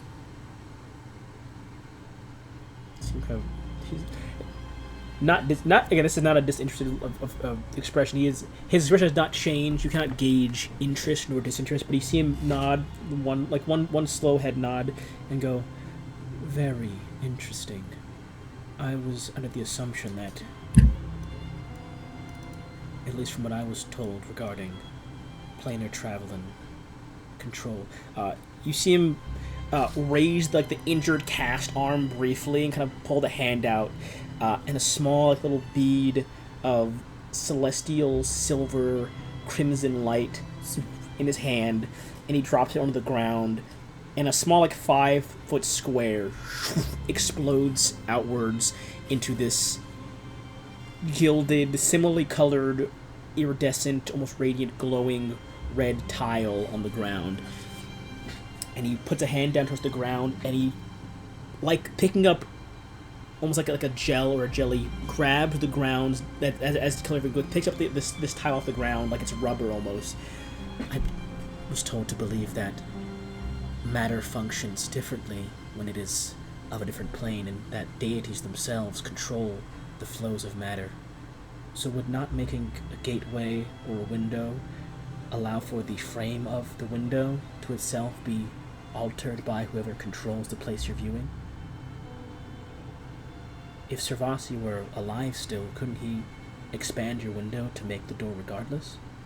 And he drops the gel on the floor, and the tile slops back on the ground, and he kind of winces and puts his hand back in the cast and closes his fist again, and the tile returns to normal. And there's almost like a second tile of floor atop another one, making almost like a raised platform now. There's just a divot in the ground where he took away that piece of ground from a second ago. This point of research has already been studied. That was the original worry with what they were teaching me. My... Oh gosh, what do I call him? I had a name, it's gone. Not Assistant? like his literal name. Oh. I don't want to say his literal name. Your I don't want to collaborator? call my assistant either. Oh yeah, my current collaboration partner with these studies revealed to me that if we were to open this type of gateway, the ability to close it would be lost theoretically, like forcing a tear. I do not seek to trample over the power of a god, as much as this nation believes they can, but we are currently trying to install a failsafe to guarantee that if we wish to close the gate, we can simply cut out everything we put into it. That is why we have only created a window, and a temporary one at that, projected to last for only 2 weeks, I believe, before it would close on its own without any intervention. I would say my... We want more control than this. He looks to you, I would say my concern, but this is not truly a concern, would be... He gestures back to the ground that he had altered as you were walking. I can, using blood of my own, create a temporary dominion of which I can control through the fragments of divinity they've put into me already. Could not a spell or the glyph of its creation in its current state, or perhaps even in future developments, also be something tangible in the hands of one who can force their own dominion upon an object? Do you not worry that if you were to open your window or door into a divine realm, that they could control it? That is where Aradness holds its own ideals. We are to believe, that if I did open a realm to a place in which the door could not be controlled, we would simply remove the force that controls it. I see. Interesting. Survival for the Arabians is not a question for most of them. And this is an answer to anyone who lacks divinity. As I would almost say I envy your abilities to so casually access what I have been researching endlessly, but I know what you've lost to achieve that. You are much closer to our blood than any other of our kind, whereas any of our kind, seeing me, would believe I have lost it. I don't believe you've lost it. It is very much mind over matter for celestials of our nature. We hold the blood of a deity, diluted though it may be through generations. It's because I have been given. He kind of gestures to his arm and the eye. This much so far that I can do as I can. The research that you've been spending time on, I don't have access to anything. I did not know of your studies until you told me just now. I've just been taught and shown so much, and even now, as you tell me things, my mind connects to thoughts and knowledge I don't myself understand.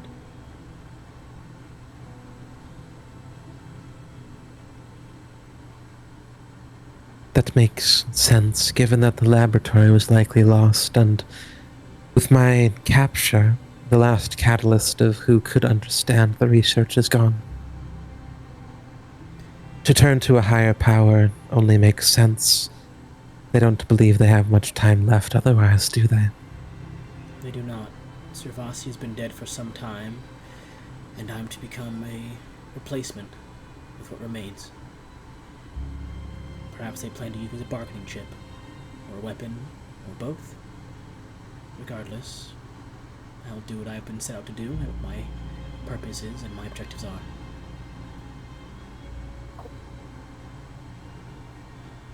If I was to believe the words of those who brought me where I was all that time ago, they simply wanted a guardian to guarantee what they had could stay theirs. What they deserved could be in their hands without the fear of losing it to others, much like what Aradness has already done to them. Roll me insight. This is where I get to pull a little silly on you. I found out a way to read my fucking character sheet. Oh, how? If you export the data, you get a JSON file and it has raw numbers in it. Oh, I know my insight score now. Hell yeah, I might export them myself and re-input them as new sheets later on. But yeah, go and give that insight roll then. Your insight modifier, your proper insight modifier. My proper insight modifier is a value 1. So I'm to believe I have a +1 and that's it. I don't think I'm trained in it then because my wisdom is a 12. Well, that's fine. So this is a D20 +1. That's fine. The +6 we'll keep that there anyways. It's fine. You know, the +6 with the spur of the moment came in clutch. No. 7. There's the 6. Shut up. As you say that, he just nods along to you and will say, "It is understandable that many things are yet to come for both sides in this conflict. But were it not, I would not intend to steal any of your research, or there is no plans, in my knowledge, to revive your studies back with the, what are they called now, the Renegades.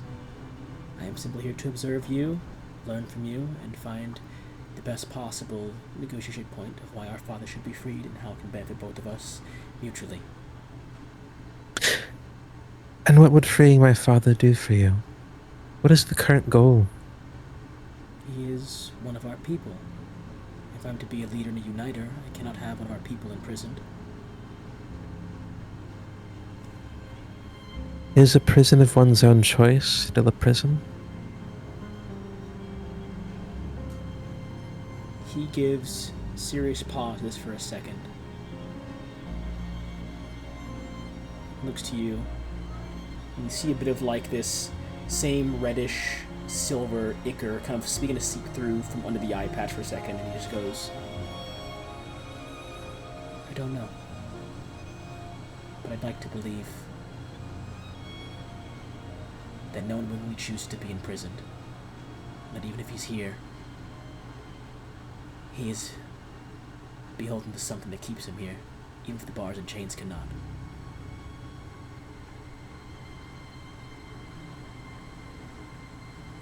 Be it you or me, seems like it was me, but be it you or I, something keeps him prisoner in this city.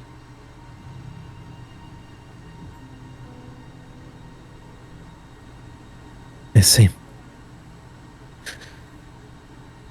I'd say we'd probably get there about now. Let's say, as you two arrive at the Adjunct Spire, we jump over to Axel. Axel.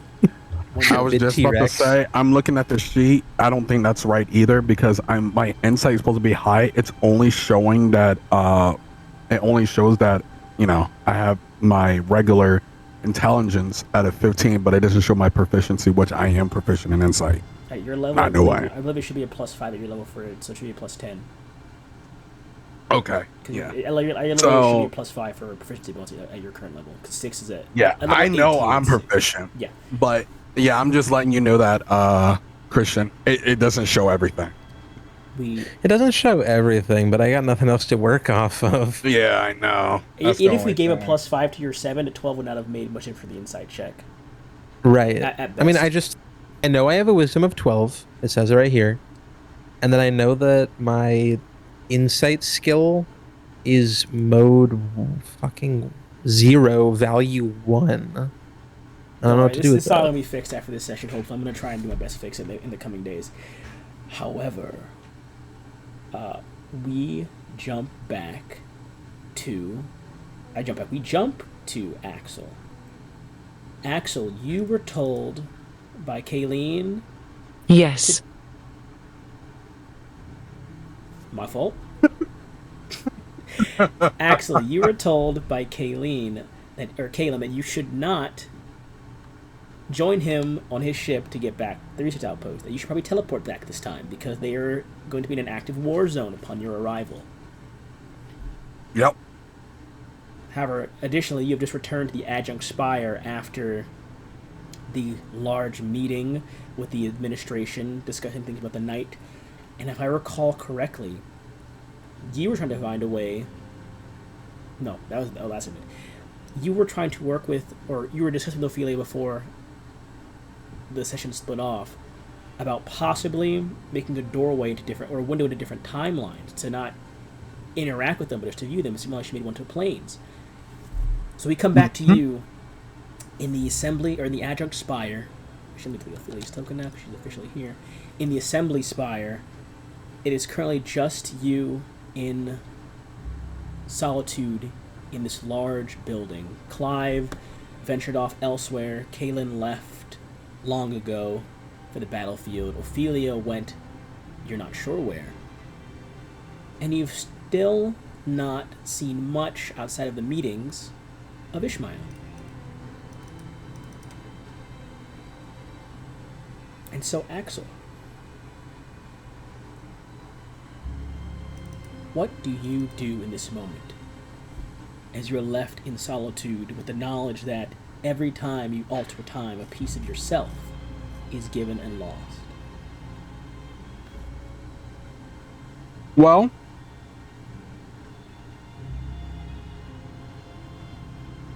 or do you choose to depart immediately from the spire and head back to the deep site facility? So, I know if I depart immediately, it gives me more time to do some more research on this very thing, of this very Yes, you were told you have a force. Week, you were told you have another week of time before they will revoke your access to the research teams that are down there. Exactly. So, there's that.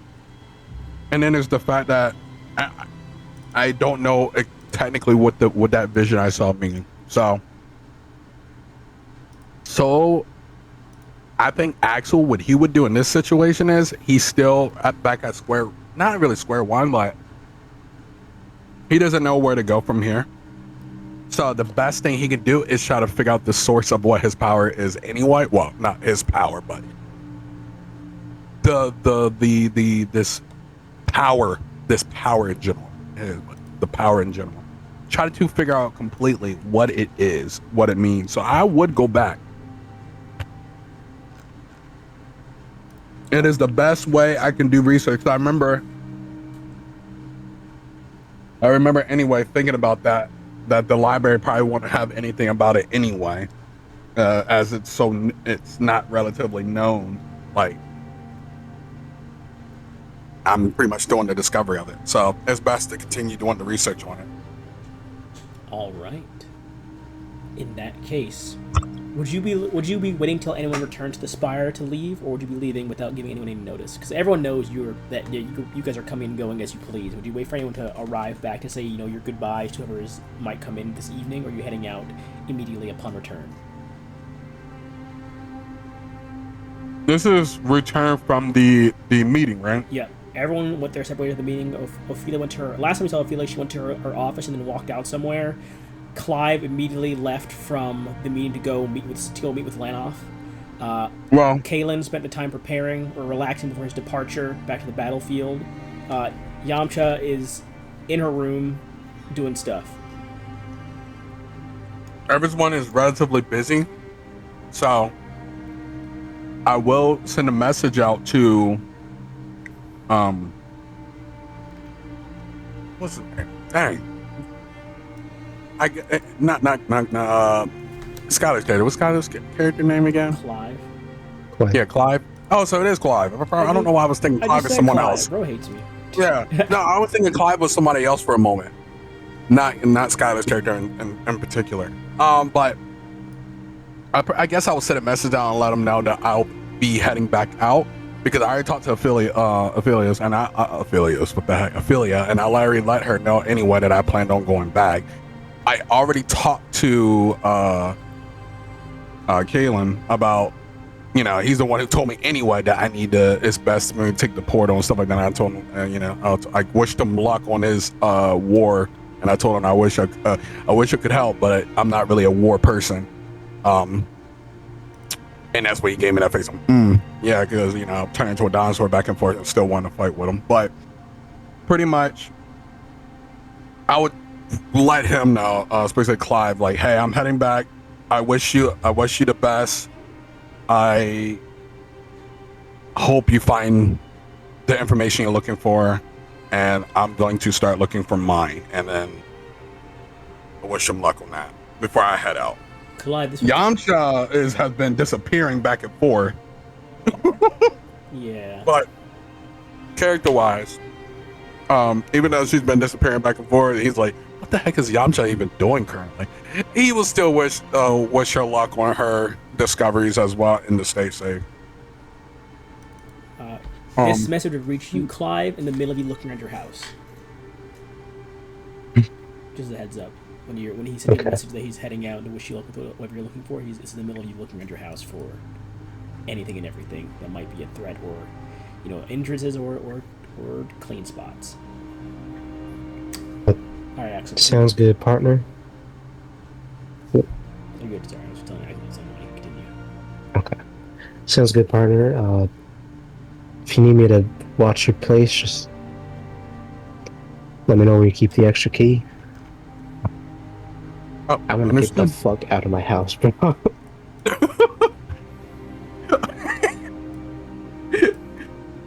I'll let him know that my extra key is like in some plant base of some sort. Probably one of his favorite plants, particularly. And I will also tell him that I have tea in there too if he wants some of that. So. Well, that sounds right lovely. Thank you, partner. Stay safe. You stay safe as well. Help yourself, my friend. I'm gonna do that. You heading over to Axel's place? He said, bro, I ain't sleeping at home. I'm sleeping there. I mean, fucked up, man. I ain't going there no more, man. Fuck this shit.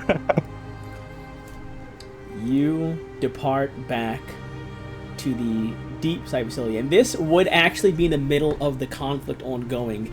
As you arrive at the deep site lab, you teleport in. You cannot teleport directly into the actual underground area itself, so you teleport into the above ground outpost. You hear the sounds of explosions and rubble raining down. You hear shouts of people running throughout the building. You see soldiers rushing down hallways. You see injured being carried in on like stretchers and gurneys or being floated in on like invisible slabs. Oh. You need to look over. Oh my. One of the interior enforcers looks at you and goes, "Move along." And he sees your little incident and goes, "Apologies, sir, but this is dangerous place." I understand. And they go, "Please clear the platform." And they go, "Bring the injured here. Transport them out." And they put 8 people on this television circle, and then it flashes away as the injured are teleported somewhere else. And you head back down through this same dimension door gateway in the deep site facility, and are met by, firstly, deep site facility security, as well as you do see, currently walking down the halls, in the middle of conversation, look to be Onra and Tomas. Onra, is the facility manager, and Tomas, is Ishmael's brother. Both of them are walking down the hallway, having a discussion as you appear through the gate. And you're welcome to accompany them if you'd like. Yes. As I go, hello. I see there's disturbances nearby. They look at you puzzled and go, "Disturbances? Oh, the conflict, right. Yes, it's above ground is going through quite a bit of turmoil." And Tomas kind of stares at you, like glares at you as he's walking. And then keeps... Is the glare more of like, I am disturbing him, or is more like he's irritated? What? You said your insight is... We said your insight was what? What was your insight? 10. 10? Here's a plus 10. So past insight is 20. You can assume that just about everything irritates him. Gotcha. Unlike his brother Ishmael, who's very much social and seems to be... while he focuses on his work, he's very much more social. He looks to be very much more reserved, and... you being in the middle of this conversation is like, why is there a third person here? I came to talk to one person, and now there's a second. What? It's not like he's basically blaming you for existing in this space while he's in the middle of trying to talk to a single person. And I was like, there's 2 here now. Great. He's like, oh my god! I'm just trying to have a conversation. He gives you like a curt nod for a second, and Honor goes, "Please join us, Axel. You're welcome to accompany us. We're just heading to the lunchroom, actually. It's time, or the cafeteria. It's time for dinner, if you wish to join." No, I would not mind. I'll follow. Yeah, you begin to follow in the hallway.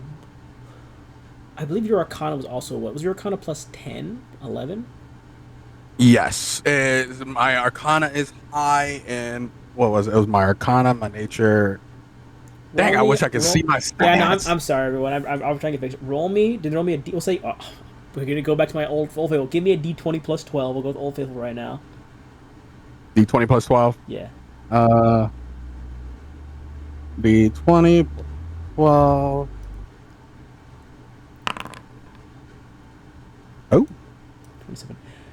As you're walking down the hallways, Honora is currently the conversation you're in the middle of overhearing is Honora was talking with Tomas about here. Actually, I'll just pick up the convo. She goes, anyways, like I was saying, Tomas, your brother, there's the mechanoid project he's working on. We've been getting a lot of requests for research regarding a smaller arcane matrix. Can you handle that when you have the time? I know you're busy with other things, and Thomas just nods his head. Additionally, Kale keeps requesting supplies and support with some project she's working on. We're getting materials as well from them. They're asking for us to study pieces of armor and weaponry to reverse engineer. I know you're busy with the task I just gave you, but I want to assign more to you. I can give it to looks to you, actually, no, you're not staff here. I can give it to one of the other teams, Gamma 1 perhaps, or I'm not sure. But we have to get them rolled out by the end of the week, I was told, or end of the month, I was told. And so they decided to talk about their general work. And as they're talking, you're overhearing the conversation. Tomas barely pitching in more than a word. He occasionally will be like, right, I can take care of, yes, arcane matrix things are my specialty. I'll work on it. No, don't. Of course. Just like general, he said one sentence, and then it's like, yeah, of course, sure, bare absolutely. minimum, pretty much of talking. Yeah. And as they're walking with your Arcana check, through just the lens of the monocle for a half a second, you see this hallway you're walking down overgrown with vines and plants and cracked stone and puddles on the floor, and there is nothing else in the hallway but darkness ahead of you. And the monocle shifts back almost, and it's just them walking down the hallway again, talking again. Uh-oh. Anyways, I'm certain the chef will have food sent to your room later, Tomas. Axel, this is the dining area. I know you've been here the last week, and you've seen it before, but we've recently got an improvement. They've increased the size of the tables because we're getting more staff coming in for all these projects that Uranus has us on lately.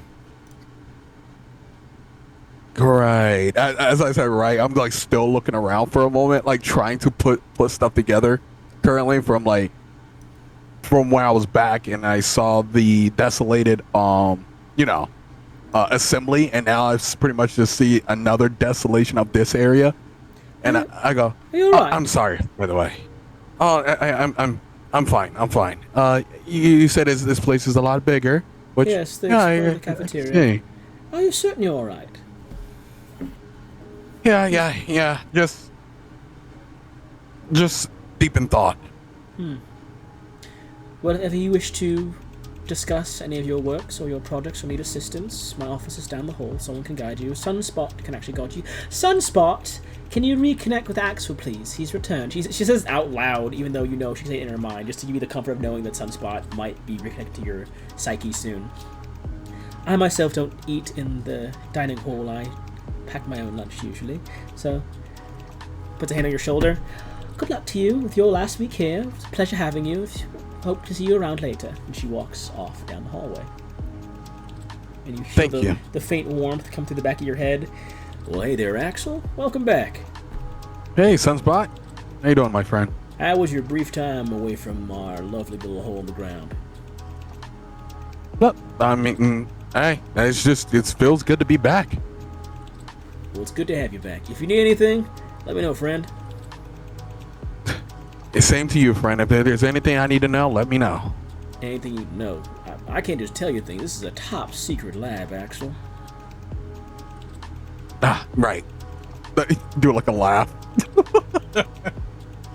Alright, well, I've got to help the labs get warmed up. We're getting the place operational now. Late night shift's beginning, it looks like. So enjoy your food, and I believe you're assigned to, and he'll kind of give you like a mental map of the lab you're in for this week. There you go. Thank you. Not a problem. Good luck. And the warmth kind of fades away.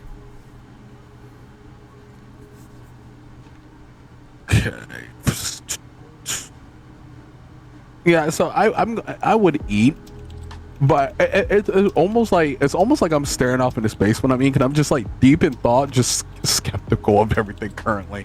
Now, not skeptical of like the people or anything, but more of just what the heck I am seeing. So after I finish, though, I do plan to go into my office and finding more out about these molecules, and as well as particularly how time works, or the branch work and stuff. Type your objectives in the text chat today, please. We don't lose them. We're going to be ending in about 7 minutes or so. I don't want to go past 9 like that. Understood. So send me those in the chat. You get a faint, kind of warm ping again from Sunspot, and he goes, "You got a message from Adjunct Mind. You know the guy?" I'm joking. I do. I'm joking. I know you know the guy. I'm just messing with you. Oh, you're funny. You're very funny. Funny is a subjective thing. You think I'm funny, someone might think I'm obnoxious. But I'll take the compliment. Anyways, connecting them through, and you feel the warmth fade away, and this faint tingle in the back of your mind of Adjunct Mind, and it goes, Axel, I was told to inform you that the Truth Seeker Summit is happening at the end of the week, so as soon as you're done with your work, or if so sooner, return to the core immediately for the summit. Understood. I would have told you a bit sooner, however, with the recent changes I was told occurred after the last meeting, which I am still not privy to, the date was pushed back, and as such you have to the end of the week instead of in the next 3 days. Okay. I would say if you need me for anything, then you can contact me, friend, but Sunspot is in control of things while I am in the core. Alright. Can you send a message to Clive? Of course. Let him know that the incident that happened at the assembly, I worry that what he speaks of that is to come still has not changed yet, and still in, well, full force of to come. That's the best way I could put it for now, as even I am still confused. Very well. I will inform Clive of this. Is there Thank anything you. else, Axel? That is all. Then I leave you in capable hands. Till we meet again. And Till we meet again. Sunspot comes back and goes, "See you around, cousin." And both of them fade away from the back of your mind. And as you are left in the deep site facility of the Deadlands, the conflict overhead ending, Kalen entering the tunnels after Cantello, Clive beginning his next leg of investigations alongside Carrie Lee, with also the knowledge that he was told by Lanoth to visit the service spire tomorrow to assist with some refugees, which I've forgotten the recap, my fault. And with Ophelia currently chaperoning her younger brother to the city, we will end the session here. We'll be picking up next week, starting off with Axel and going back down the line, reversal once again, ending with Kalen probably. Bro, I am terrified because what this let me know is I don't even think there's going to be a body. I think we about to get consumed by something, brother. Oh, divine. Oh, divine. Shut it. Gabe is having a lot of fun with your bullshit, I can tell. Thanks for You think playing, you're slick, huh? Thanks for playing, everyone. I'll fucking kill you. I might make the next 2 sessions longer ones, so we can get these like done. I want to get this done. I know we're all trying to get these side games, the one shots and mysteries over with. So I do want to get through the entire radness because it's the finale of this game and then 2 1-shots for the full story, which I know I'm sorry, guys. I know that it's been going on for a long time. We've been on a lot of breaks, but I might have the next one if we have enough time to do it all in one session. Do like a longer session next time, or just do 2 moderate length long sessions that go above like 2 hours. If we can start at a better time, like 3 hours or so, for the next 2, something like that. Whatever it takes to get this out of the way. But just a heads up, the next sessions might be pushing 3 hours.